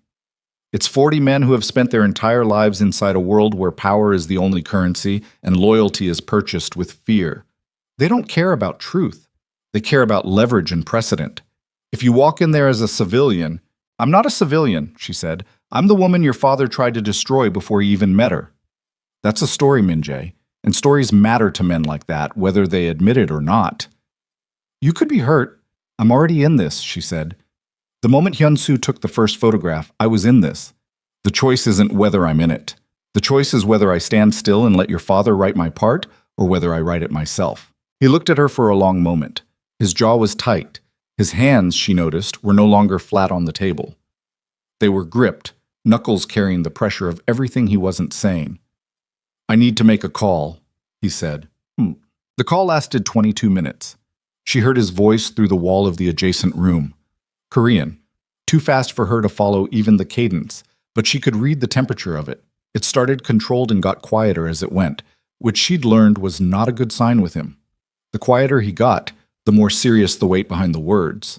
Chaewon sat across from her at the table while she waited and did not pretend to be doing something else, which she appreciated. "How bad is the council?" she asked him. Chaewon considered the question. "Divided," he said. Dae-sung spent 30 years building loyalty through fear and reward. Min-jae spent 3 years dismantling the fear-based structure and replacing it with something different. Some council members prefer the new structure. Some preferred the certainty of the old one. How many does Dae-sung need for a formal challenge? 12 votes for a review petition. He has 9 confirmed, possibly 11. And Min-jae? 17 solid, 6 uncommitted. So the uncommitted 6 decide it? Yes. What do they want? Chaewon looked at her steadily. "They want to know which version of the Kong Syndicate survives," he said. "And they'll back whoever they believe is going to win." "So it's not about right," she said. "It was never about right," he said. "It's about durable power." She sat with that. Outside the window, Atlanta was moving into midday, indifferent and enormous. "The call he's making," she said. "Who is it?" "His sister," Jae-won said. She hadn't known about a sister. She filed it without letting it show. Min-jae came back into the room 9 minutes later. Something had changed in his face. Not relief, but resolution. The specific quality of someone who has made a decision they know is going to cost them and has gotten through the moment of deciding to the moment of moving. "Seoa is in Seoul," he said. "She has access to father's personal records. She's been managing his household accounts since his partial withdrawal from operations. She can pull documentation of the Jeong payments."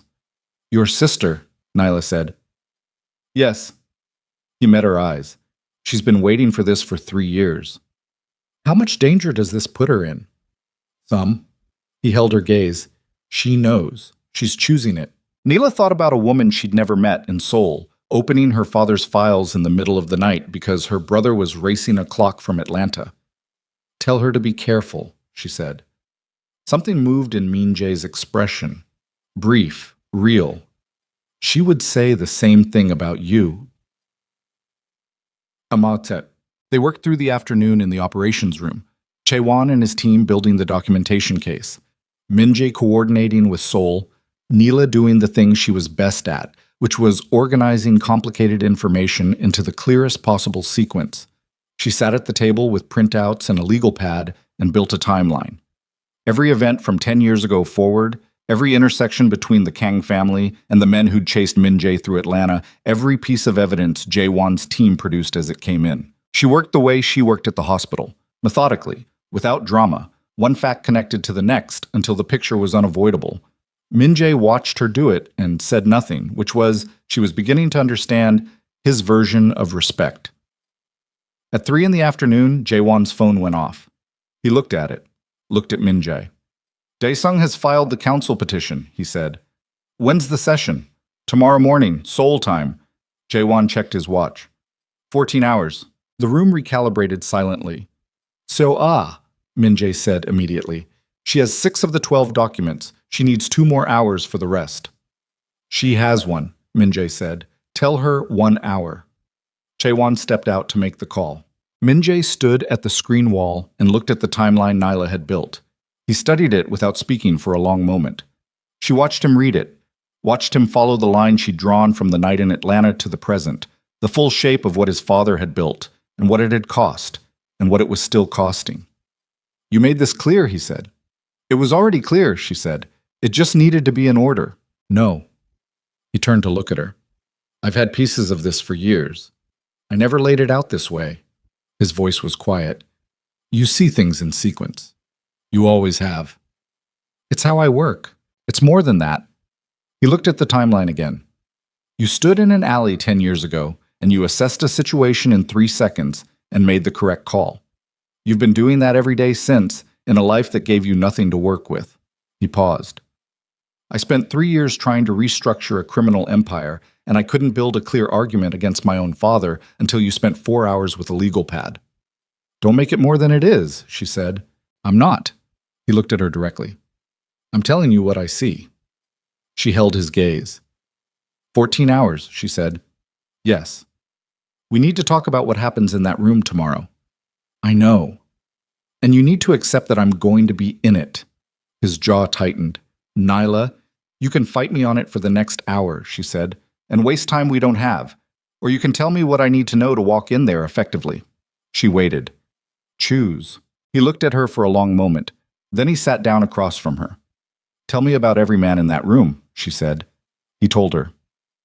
They flew out of Atlanta at 9 that night. She'd called Tamara from the car to the airport and given her the compressed version and listened to the silence on the other end that meant Tamara was processing. You're flying to Seoul, Tamara said finally. Yes. Tonight. Yes. To walk into a room full of Korean Mafia bosses and tell them a story about a street in Atlanta 10 years ago. That's accurate. Nyla. I know. You know, and you're doing it anyway. Yes. Another silence, then. Your mother? Chaewon's team has someone in her building. She knows about it, she agreed. Nyla paused. She said to tell you she'd like you to check on her tomorrow. Of course I will. Tamara's voice was doing something careful. You come back, you hear me? I'm coming back. With all your parts. I mean it. I know you do.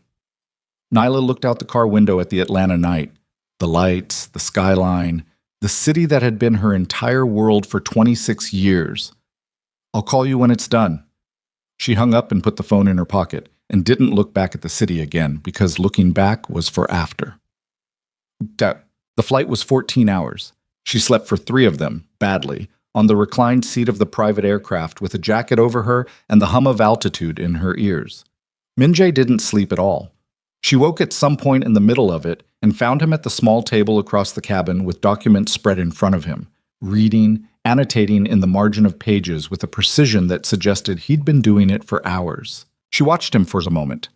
The overhead light caught the side of his face, the sharpness of it, the discipline, and underneath it something she'd been seeing more and more clearly over the last 2 weeks, something that was worn down, the way good things get worn down by consistent use. He wasn't invulnerable. He just spent so long maintaining the appearance of it that the performance had become load-bearing. You should sleep, she said. He looked up. I'm fine. You're running on adrenaline and whatever that coffee is. I've run councils on less. You've never run a council with me in the room. The corner of his mouth moved. No, he said. I haven't. She sat up fully and pushed the jacket aside. Talk to me, she said. Not about the strategy, just talk. He looked at her for a moment, then he set down his pen. When I was 20, he said, I sat in a council session for the first time. My father made me sit in the back of the room and observe. Not speak. Not be acknowledged. Just watch. He looked at the middle distance. He wanted me to see how it worked, what it required. He said afterward, "Now you know what kind of man you have to become." What did you think? I thought he was right, he said. I spent the next 3 years becoming exactly what he wanted. A pause. And then I understood what it cost. Not me. The people around me.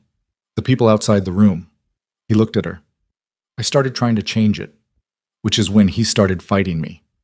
Because he recognized himself losing, she said. Yes. He was quiet for a moment. In that room tomorrow, the men who support me, they support the version of me who is still partly what my father made. They need to see that version holding. If I walk in there and what they see is... He stopped. A man in love, she said. He held her gaze. Yes. Is that what they'll see? He didn't look away. Yes, he said, simply, without performance. She sat across from him at 30,000 feet in the dark above the Pacific and felt the word land the way it was meant. Not as declaration, not as strategy, just as the truth he'd said he was going to keep giving her. That's going to make tomorrow harder, she said. I know. And you're not going to pretend otherwise. No.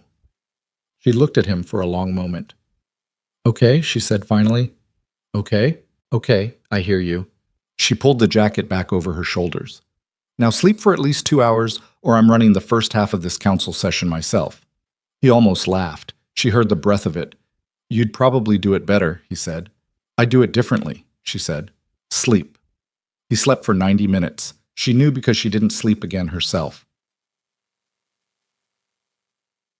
Seoul hit her like a wall. Not bad. Just enormous, the way truly large cities are enormous, the kind of scale that reorganizes your sense of what a city can be. They came through in the gray pre-dawn, moved through a private terminal and into waiting cars, and the city opened around them like something that had always been running at full speed and had no intention of adjusting for arrivals. She had 2 hours before the session. Min Jae's sister met them at the residence. Kang Seoa was 28, 3 years younger than Min Jae, and she walked into the room with the kind of energy that established itself before she said a word. Precise, direct, carrying a particular intensity that Nyla recognized as the specific kind that develops in people who have been underestimated their entire lives and have decided to make that a weapon. She looked at Nyla for a long moment. Then she said, in English that was sharper than her brother's, "You're smaller than I expected." People keep underestimating that, Nyla said. Something lit in Seoa's eyes. She looked at Min Jae. I like her. I know, he said. The documents are complete, Seoa said, turning to business immediately. The same efficiency as her brother, dialed at a slightly higher frequency. 12 payments from Daesung's private account to a Jong organization shell company over 18 months.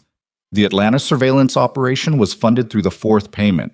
I also found communication records, text-based, encrypted, but the metadata is intact and the timestamps correlate exactly with operational events. Can it be disputed? Min Jae asked. He'll try, Seoa said.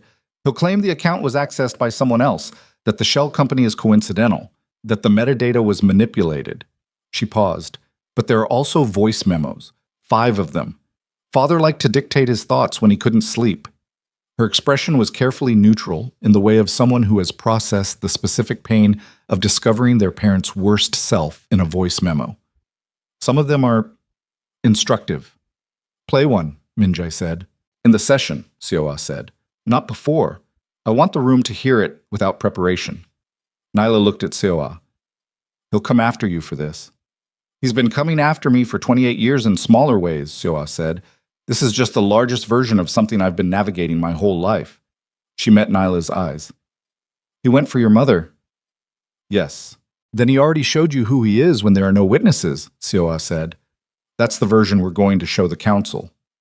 The council chamber was on the 42nd floor of a tower in central Seoul that presented itself to the world as a financial services corporation and conducted its real business in a room that smelled like old wood and the specific cold of climate control maintained at absolute precision. The walls held no art. The table was enormous, dark, polished, built for 40 men to sit at and look at each other across and conduct the business of power. 38 men were there when Nyla walked in with Min Jae and Seoa. The reaction was not subtle. She felt it before she saw it. The shift in the room's air pressure, 40 years of patriarchal order recalibrating around the fact of her presence. She was black. She was American. She was a woman who was not a wife or an aide. And she walked in behind the syndicate's current leader, and every man in that room understood immediately what her presence meant. She held her head level and walked to the seat Chae-won had placed at the left of Min Jae's position, and she sat down and she looked at the room and did not look away from anyone who looked at her. Kang Dae-sung was already seated. She recognized him without being told. He was in his late 60s, heavy-set in the way of men who had once been physically powerful and had let that power migrate inward over the years, into something denser and less visible. His face was Min Jae's face in 40 years if 40 years went wrong. The same jaw, the same eyes, but where Min Jae's eyes were old, Dae-sung's eyes were something different. They were the eyes of a man who had made so many decisions about other people's lives that the weight of individual lives had long since stopped registering as weight. He looked at Nyla the way you look at a piece on a board. She looked back at him the way you look at the person who went after your mother. The council coordinator, a thin man in his 60s with the demeanor of someone who had managed crises for so long that crisis was simply his resting state, called the session to order in Korean. Taewon sat behind Nyla and murmured translation in a low, continuous voice, and she listened and watched the room simultaneously. Dae-sung's opening statement was controlled, formal, and surgically precise.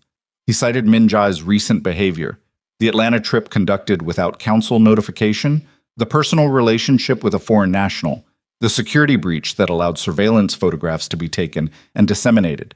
He presented the fabricated narrative without calling it fabricated. He presented it as a credible alternative interpretation of events that warranted council scrutiny of leadership judgment. He was good. She could admit that. He was very good. Then Min Jae stood. The room changed the moment he stood. Not dramatically, not with noise, but the way a room changes when the person who actually holds it chooses to use the weight of their position. It was atmospheric. 38 men adjusted their posture slightly. He spoke for 11 minutes in Korean, and Jae-won translated, and Nyla listened to both simultaneously. The actual words and the version beneath them, the argument built from the timeline she'd helped construct, the evidence Seo-ah had pulled from their father's private records. He laid it out methodically, without anger, without theater.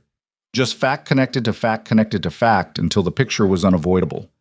Then Seo-ah played the voice memo. Dae-sung's voice filled the chamber, low, private, the recorded thoughts of a man alone in the dark. And what he said in it was simple and complete and destroyed in 30 seconds the narrative he'd spent years constructing.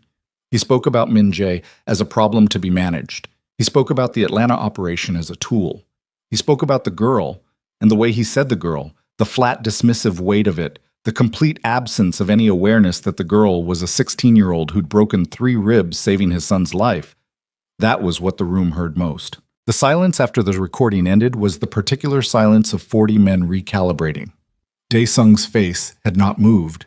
Then he said, in Korean, and Chae-won translated immediately. The recording is fabricated. Min Jae said, the metadata, fabricated.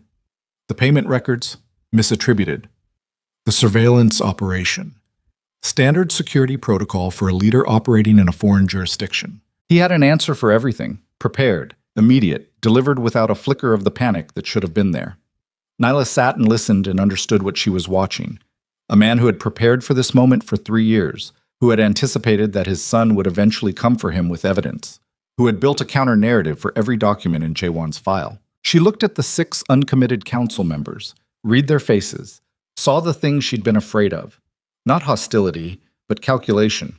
They were weighing the evidence against the counter-narrative and finding the weight close enough that commitment felt risky. Dae-sung looked at her then. For the first time since she'd sat down, he addressed her directly. He spoke in Korean, and Jae-won's translation came a half-second behind, low and controlled. Ask the woman why she came to Seoul. Min Jae said sharply, she's here because I asked the woman, Dae-sung said.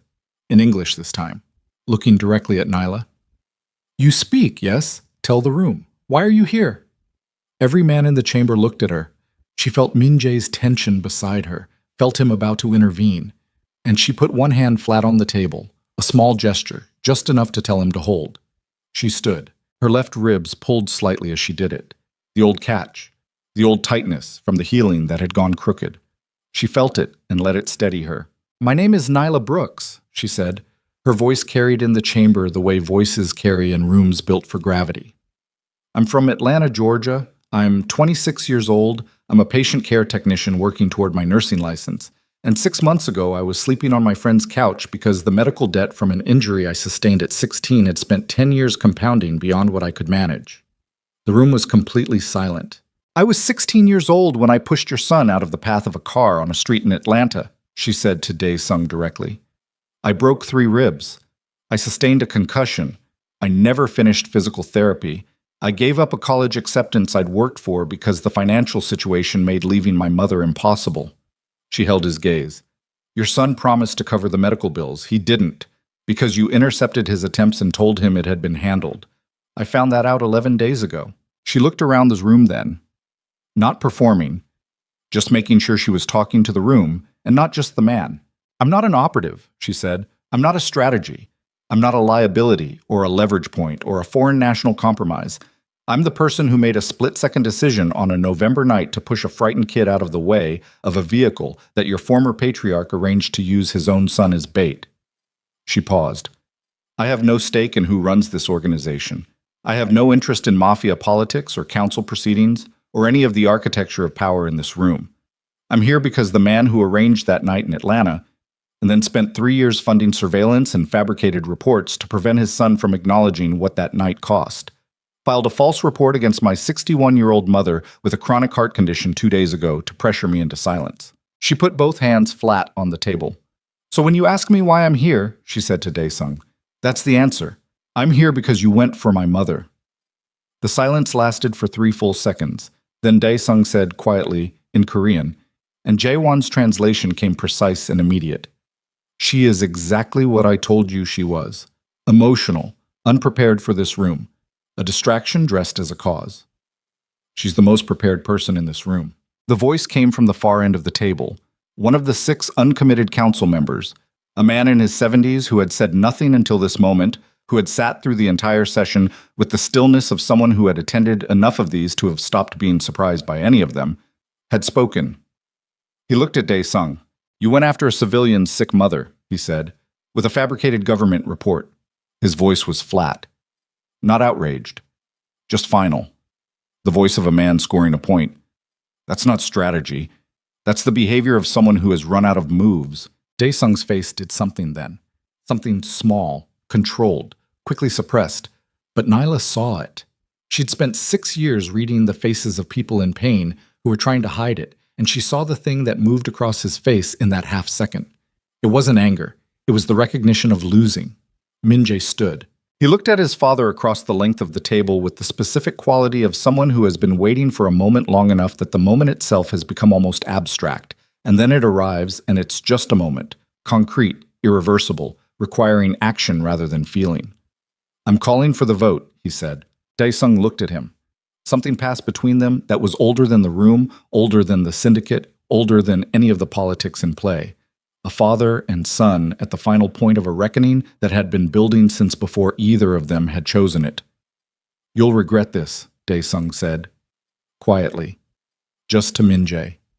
"I already regret most of it," Min-jae said. "That's not a reason to stop." The council coordinator looked between them and then began the process. Formal, procedural, each man stating his position in turn. Nyla sat and listened and watched the numbers accumulate and felt the room's weight shift vote by vote. And when the 6th uncommitted member cast his ballot for Min-jae's continued leadership, and the coordinator reached the final count, the chamber held its breath for exactly the length of a sentence. 24-14. Min-jae had the votes. Dae-sung pushed back his chair and stood, and the room watched him do it. The former patriarch rising from a table he would not sit at again. And his face was controlled to the last, which was its own kind of dignity, however terrible the man behind it. He walked toward the door. He stopped level with Nyla on his way past. He looked at her for a moment. "You think you've won something," he said. "I think you filed a report against a 61-year-old woman with a heart condition," she said. "I think that's what I know about you." He held her gaze for another second. Then he walked out. The door closed behind him. The room exhaled. Minjae looked at Nyla across the table, and what was in his face in that moment was not triumph. It was something quieter and more complicated, something that had been under pressure for a very long time and had now been given the first conditions in which it might. The sentence that hadn't finished lived in the air between them for exactly long enough. Something that had been under pressure for a very long time and had now been given the first conditions in which it might breathe. That was what she saw in his face. Not victory. Not the satisfaction of a man who had won a political battle he'd spent 3 years building toward. Something quieter and more fragile than that. The specific look of someone who had been holding the weight of a collapsing structure on his own for so long that the moment the structure finally gave way, the first thing they felt wasn't relief. It was exhaustion. And underneath the exhaustion, so careful it was almost invisible, the beginning of something else. Nyla looked at him across the council table in the thinning aftermath of 40 men adjusting to a shifted world, and she thought about a November street in Atlanta and a frightened boy with old eyes and 3 seconds of decision that had cost her a decade. She thought about 47 photographs taken without her knowledge.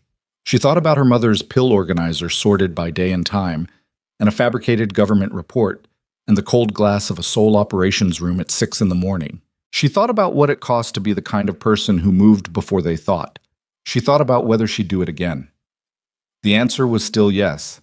It was going to be yes for the rest of her life, and she'd made her peace with that somewhere over the Pacific in the dark. Shin. The council chamber emptied over the next 20 minutes with the organized efficiency of men who had other business and had processed this development into their existing frameworks and were already moving to the next calculation. Several of them stopped to speak to Minjae. Brief exchanges, formal, the kind of acknowledgement that meant something in rooms like this without ever quite saying the thing directly. Chaewon managed the logistics of the exit with the seamless competence of someone born to manage logistics in difficult rooms. Seoa found Nyla near the window while Minjae was occupied. She stood beside her and looked out at Seoul, the scale of it, the light, the organized density of a city that had rebuilt itself from almost nothing and decided while rebuilding to become enormous. "He hasn't looked away from you for 40 minutes, Seoa said. "He's been talking to council members for 40 minutes. "And looking at you the whole time," Seoa said. "I notice things. It's a family trait." She paused. The useful version of it, anyway. Nyla looked at her. "You took a risk with those files." "Yes." "What happens to you now?" Seoa was quiet for a moment. "My father will retaliate in the ways available to him, which are fewer today than they were yesterday. He'll freeze what he can of my access to family resources. He'll make it known in certain circles that I acted against him." She tilted her head slightly. "He'll also, eventually, accept it. Because that's what he does. He calculates the most efficient response and executes it, and the most efficient response to losing a vote and having your daughter testify against you is not escalation. It's strategic withdrawal and repositioning. You know him well." "I grew up studying him," Seoa said. "Not with bitterness, but with the flat accuracy of someone who had converted something painful into something useful a long time ago. The same way Minjae did, the same way you probably studied the things in your life that could hurt you." Neela looked back out the window. "Your brother," she said. "Yes?" "Is he going to be okay?" She paused. "Not politically. I mean, I know what you mean." Seoa was quiet for a moment. "He's been waiting for this for a long time. The confrontation with our father. The chance to have it in the open instead of in shadow." She chose her next words carefully. "The thing about Minjae is that he is very good at surviving. He has always been very good at surviving. What he is less practiced at is what comes after surviving." Nyla understood that completely. It was possibly the most precise thing anyone had said to her in weeks. "What comes after surviving?" she said. "Yes," Seoa said. "That part requires different skills." She looked at Nyla steadily. "He doesn't have them the way you do." Nyla held her gaze for a moment. Then she looked across the room to where Minjae was finishing a conversation, watching the last council member leave, standing in the emptying chamber with the specific posture of someone who had just expended everything they had and was now running on whatever came after everything. "I'll figure it out," she said. Seoa almost smiled. "Yes," she said. "I think you will." They didn't speak on the drive from the tower. Not silence born of tension. They had moved through tension and out the other side of it into something quieter. The city moved past the windows, and Min Jae sat beside her, and she sat beside him. And they were both, she understood, processing separately the same event from different angles. And the processing required the kind of silence that doesn't need to be filled. The residence was a penthouse in Central Seoul that she hadn't seen before. Not the Atlanta Buckhead apartment, but the real version of his life, the permanent one. It was larger than the Atlanta residence and more inhabited, which meant it had things in it that indicated a person rather than a temporary occupancy. Books. A specific disorder on the desk that suggested actual use rather than staging. A kitchen that showed evidence of someone who cooked in it regularly rather than occasionally. And Seoul, through every window. She stood at the floor-to-ceiling glass and looked at it, the breadth of it, the way the city ran in every direction to the horizon without apology, lit and moving and enormous. "It's something," she said. "You get used to it," he said behind her, "and then you stop getting used to it, and it becomes yours." She heard him pour something, water, 2 glasses, and set one on the counter near her. She picked it up and drank. "Your father," she said. "Yes. What happens to him?" Min Jae moved to stand beside her at the glass. He was still wearing the council session clothes, the dark jacket, the controlled formality of a man who had dressed for a specific kind of battle, and he looked, she thought, like someone who had won something at significant cost and was only now beginning to take the inventory. "He loses operational authority permanently," Min Jae said. "The council vote isn't reversible. He keeps his personal assets. I won't pursue those, and he knows it. He keeps his name, his standing among the men who are loyal to him." He paused. "He loses access to syndicate operations, to the accounts, to the infrastructure he spent 30 years building. Is that enough for him to leave us alone?" "No," Min Jae said. "Not immediately. He'll attempt smaller moves, social pressure, reputation management, trying to rebuild coalition with men who voted against me today." He looked at the city. "But the voice memo. That changed the temperature of the room in a way that politics can't entirely undo. The council heard him describe using his own son as bait in a language that stripped all the justification from it." A pause. "Some of those men have sons." "Seo-ah knew that," Nyla said. "Yes." Something moved in his voice. "She's known how to use that room better than I have for years. I just didn't ask her soon enough." "Why not?" "Because I was trying to protect her from it," he said, "from the cost of being in it. She didn't need you to protect her from it. I know that now. She needed you to trust her with it. I know that too." He was quiet for a moment. "I have a tendency to protect people by keeping them outside the perimeter of the problem," he said, "which means I end up solving things alone, which means I solve them worse than I would if I'd asked for help." "You asked for my help," she said. "Eventually. After managing information for me for a full morning." "Yes," the corner of his mouth. "After that." She turned to look at him. He was looking at the city, not at her, and in profile he looked like the version of himself she'd been building a picture of for 2 weeks. The real one, not the performed one. The one that cooked dinner and called his sister at 3 in the morning and slept 90 minutes on a transatlantic flight because he was too disciplined for panic, but too human to be entirely unafraid. "The CPS report," she said. "Dismissed as of 4 hours ago," he said. "Chaewon confirmed while we were in the session. Clean dismissal. Your attorney of record filed the counter documentation, and the case was closed without investigation. Your mother has a written confirmation." She exhaled. It was a longer exhale than she'd intended, the kind that carries the weight of something you'd been holding without realizing how heavy it was. "She doesn't know yet," she said. "Chaewon's team will have notified her contact. Temura," she said. "She'll tell my mom." She pressed her hand briefly against her ribs. The old habit, the old ache. "I need to call her." "Of course." She called her mother from the window of a Seoul penthouse while the city burned its evening lights below her, and Diane answered on the second ring in the voice she used when she'd been awake for a while and was managing something. "I know about the report," Diane said immediately. "A woman named Chaewon's assistant called an hour ago." "Chaewon's a man," Nyla said. "He sent a very competent woman with a very calm voice," Diane said. "The report is dismissed. I'm fine." A pause. "Are you fine?" "Yes." "Did it go the way you needed it to go?" "Yes." "Good."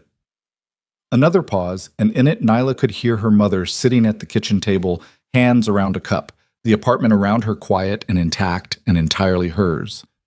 Is the boy there? Neela looked at Minjay. Yes. Put him on, Diane said. Mom, Nyla Renee. She held the phone out to Minjay. He looked at it, looked at her. Something flickered across his face that was not, she was almost certain, fear of the council chamber, but was in its own specific way more significant.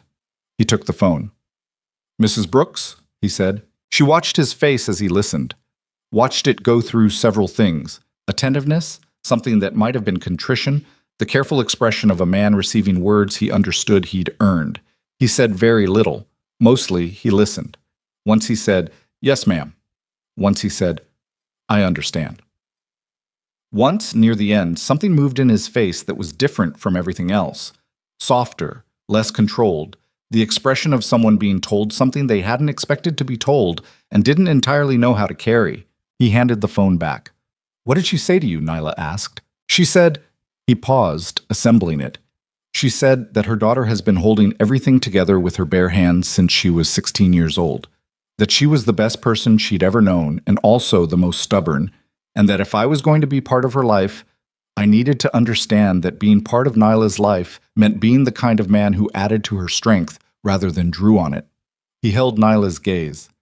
"And then she said that if I hurt her daughter, she would find me regardless of what country I was in." Nyla closed her eyes for a brief moment. "That sounds right. She means it." "Every word," Nyla confirmed. "I don't doubt it." He was quiet for a moment. "She also said to tell you that she's proud of you." Neela looked out at Sol. "She doesn't say that often," she said. "I know," he said. "She told me that too." Seoa came by the residence that evening with food, actual takeout, boxes stacked in her arms, delivered with the energy of someone who had been running at full operational speed for 48 hours and was now releasing it into the mundane task of making sure people ate. She spread it across the kitchen counter and poured soju into 3 small glasses and set them out and said, "We eat before any of you say another serious thing. That's the rule." They ate. It was the most ordinary the evening had been. 3 people around a kitchen counter in Seoul with takeout boxes, the city quiet through the windows, the weight of the day settling into something that could be sat with rather than fought. Seoa talked about small things, deliberately, the practiced skill of someone who knew how to create the conditions for decompression without naming them.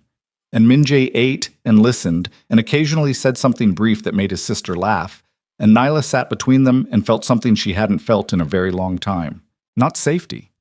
She was realistic about what safe meant in this world and this life. Something more complicated and more durable than safety. The sense of being exactly where the sequence of events had been moving toward all along.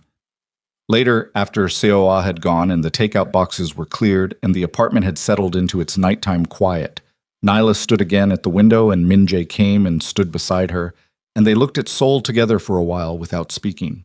"The debt," she said finally. "Yes. Not just the medical bills, all of it. The scholarship I didn't take.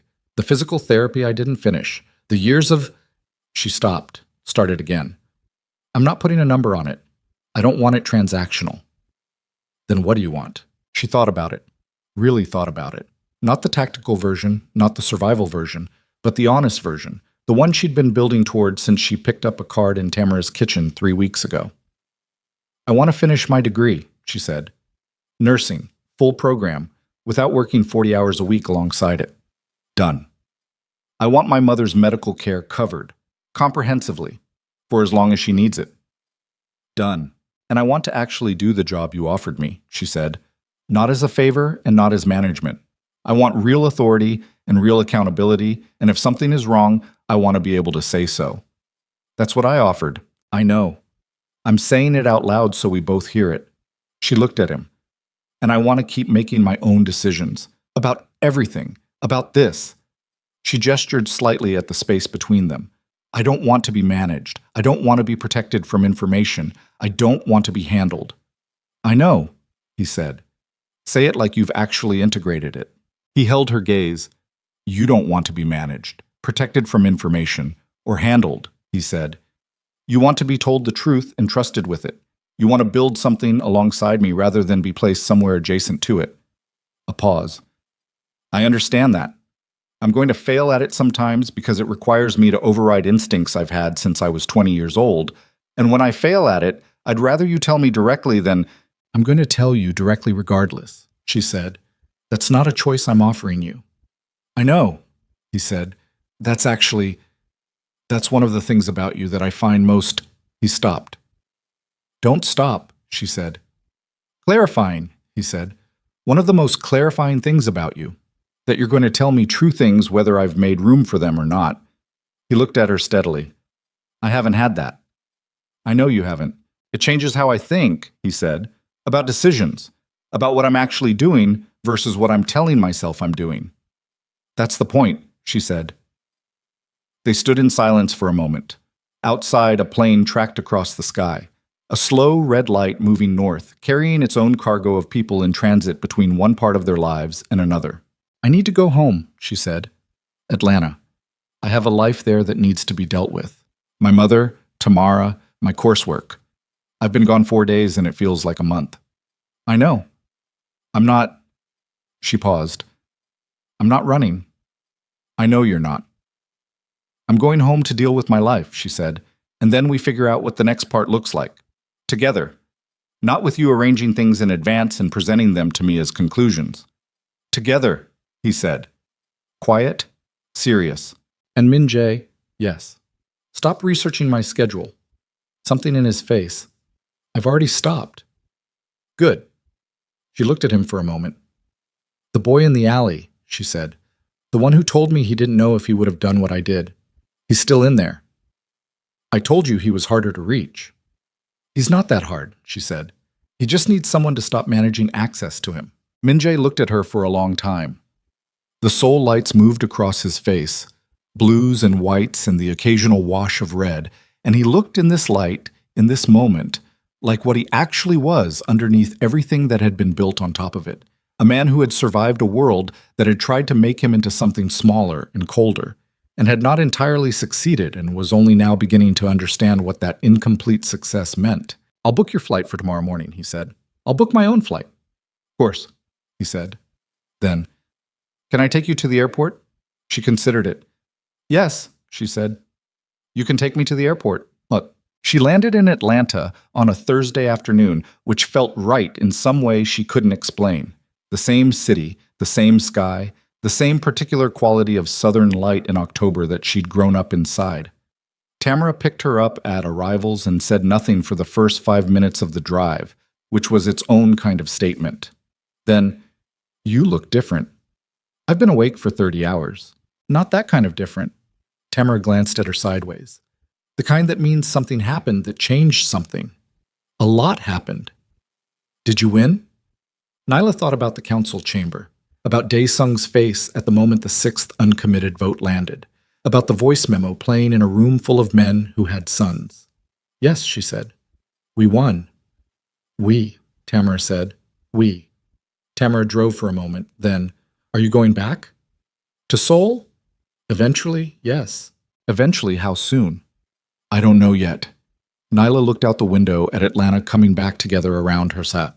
The highway, the exits, the familiar grid of a city she knew in her bones. I need to finish my degree here. I need to deal with everything that's been sitting on hold for 3 weeks. I need to... She paused. I need to be here for a while. In my own life. Good, Tamara said simply. He's going to push. You're going to push back. Always. Good, Tamara said again. They drove through the afternoon and the city received them back without ceremony, which was how good cities worked. They didn't make a production of your return. They just continued being what they were, and you resumed your place in them, and the resumption felt like both ordinary and enormous simultaneously. Diane Brooks opened her apartment door before Nyla knocked. She'd been waiting. The tea was already made. 2 cups, a specific tea that Diane only brewed when something needed to be talked through slowly. And the kitchen table was clear of everything except the cups and a small dish of the sesame candy that had been Nyla's since childhood, without either of them ever discussing why it always appeared when something significant had happened. They sat down across from each other. Tell me, Diane said. This time, Neela told her all of it. Not the tactical version, not the compressed version. The full version. From the letter on Tamara's counter, through the coffee shop, through the operations room, through the Seoul flight, through the council chamber, and everything in between. She talked for almost an hour, and Diane listened the way she always listened, completely and without interruption, her hands around her teacup, her face giving nothing away until she had everything she needed. When Nyla finished, Diane was quiet for a long time. Outside, the neighborhood ran its late afternoon business, a delivery truck, someone's television through the wall, the ordinary sounds of people living their lives inside the structure of whatever they'd built. He called the next morning, Diane said finally. Nyla looked up. Minjae called you? The morning after you left Seoul, Diane said. Before you landed. She looked at her tea. He called to tell me what the outcome of the session was, and to tell me that the CPS report was closed and give me the case number and the name of the attorney who filed the counter documentation in case I ever needed it for my own records. She paused. He also told me that he understood he'd pulled you into something dangerous before he'd fully assessed the risk to people around you, and that he... She stopped, choosing words carefully. He said he wanted me to know directly, not through you, that he understood what it meant, what it had cost. Nyla sat with that. You didn't tell me, she said. You were on a plane, Diane said, and I wanted to sit with it first. She looked at her daughter. He has his mother's way of talking, doesn't he? That quality where they say the true thing directly and let it land without dressing it up. You noticed that from a phone call. I notice things, Diane said. It's where you get it from. Nyla looked at the sesame candy on the table. She took one, held it, the small familiar weight of it. Are you going to tell me what to do? She said. I haven't told you what to do since you were old enough to understand why I wasn't, Diane said. That's not going to change now. She picked up her tea. What I'll tell you is what I see, which is that you've been surviving for 10 years. Very well, with a lot of skill and not enough help, and that you are, I know my daughter, ready to stop just surviving and start building something. She looked at Nyla steadily. The question isn't whether he's dangerous. The question is whether what he's offering is worth what it costs. Is it? Nyla asked. Not helplessly, just asking. Diane looked at her for a long moment. He called me before you landed, she said, before you could have told him to, before it was strategic. A pause. That tells me something.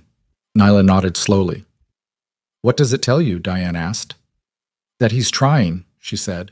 Actually trying, not performing. Yes, Diane said. That's what it tells me too. They finished their tea. Outside, the afternoon shifted toward evening, and Atlanta's light did the thing it did in October, turned gold and low and stretched everything horizontal and beautiful before it gave out for the day. Nyla sat in her mother's kitchen and felt the weight of the last 3 weeks in her body.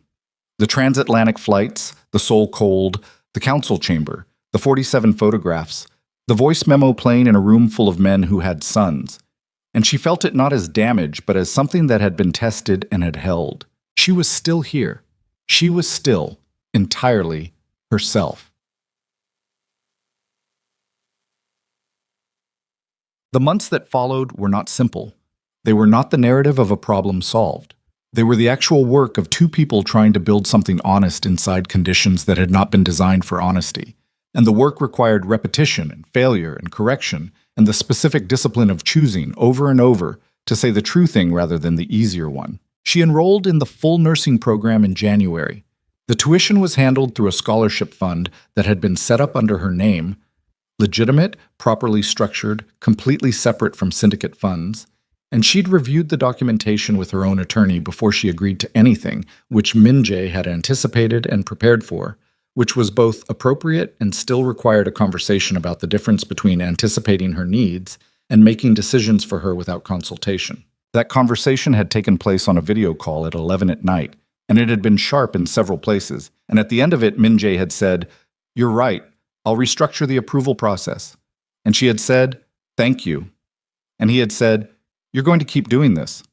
And she had said, "Correcting you when you're wrong? Yes, indefinitely."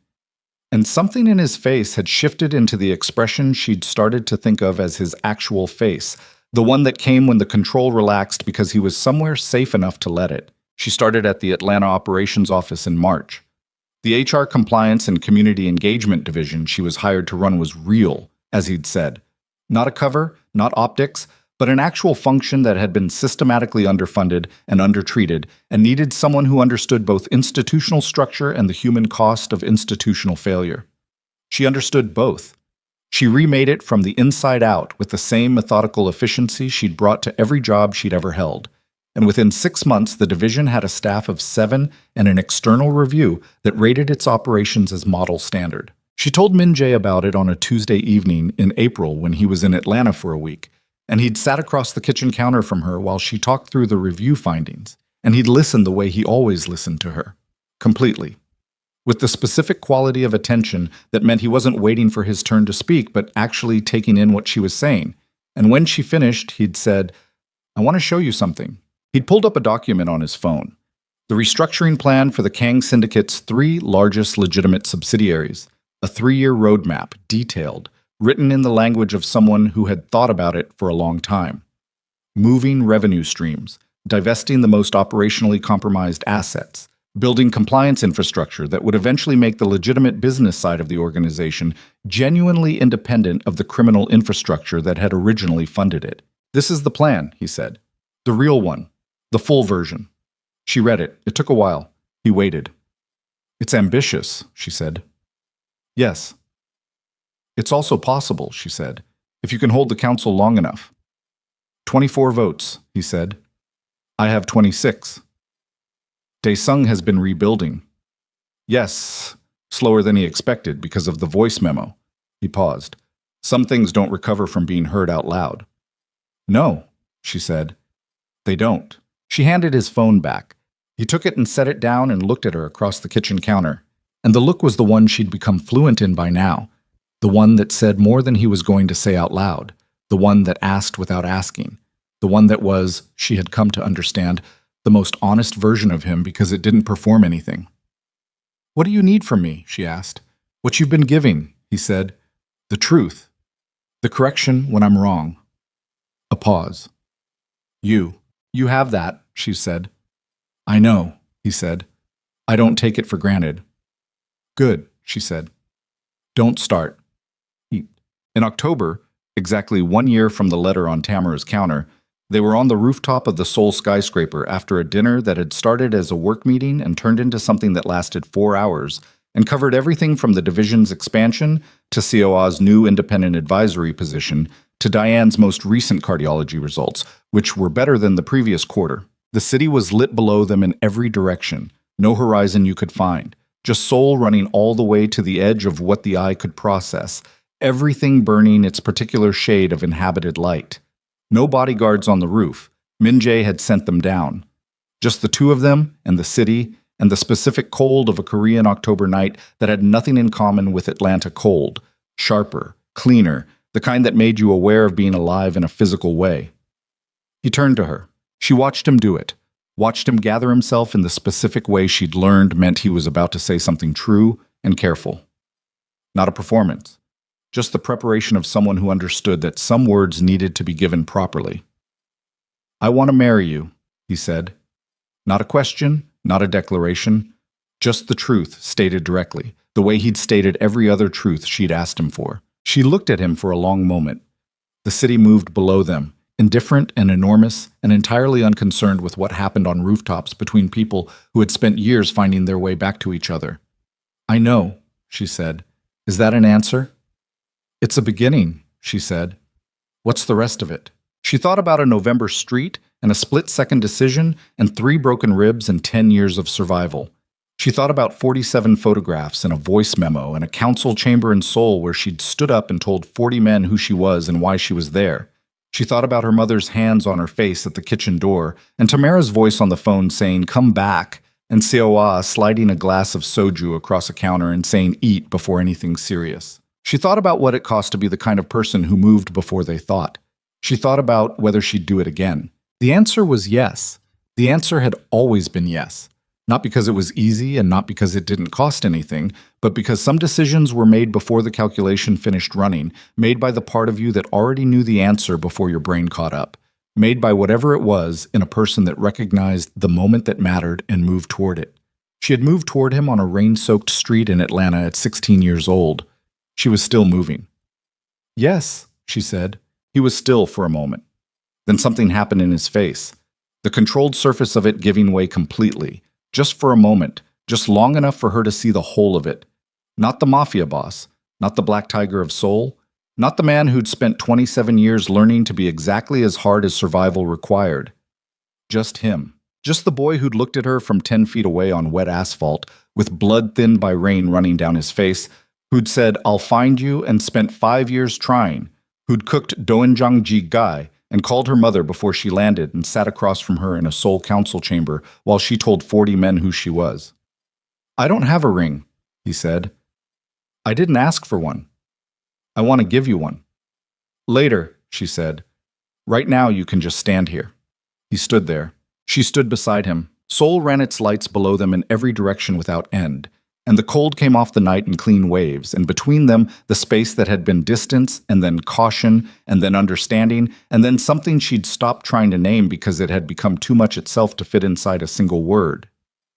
That space was gone now, closed, collapsed into the simple fact of two people standing side by side on a rooftop, at the top of everything they'd built and everything they'd survived. Not without scars, not without the permanent tightness in her left ribs on cold mornings that would never fully resolve, not without the years that debt had taken, not without the photographs and the fabricated reports and the council chamber and all the cost of all of it, every bit of it real and permanent and stitched into both of them like evidence.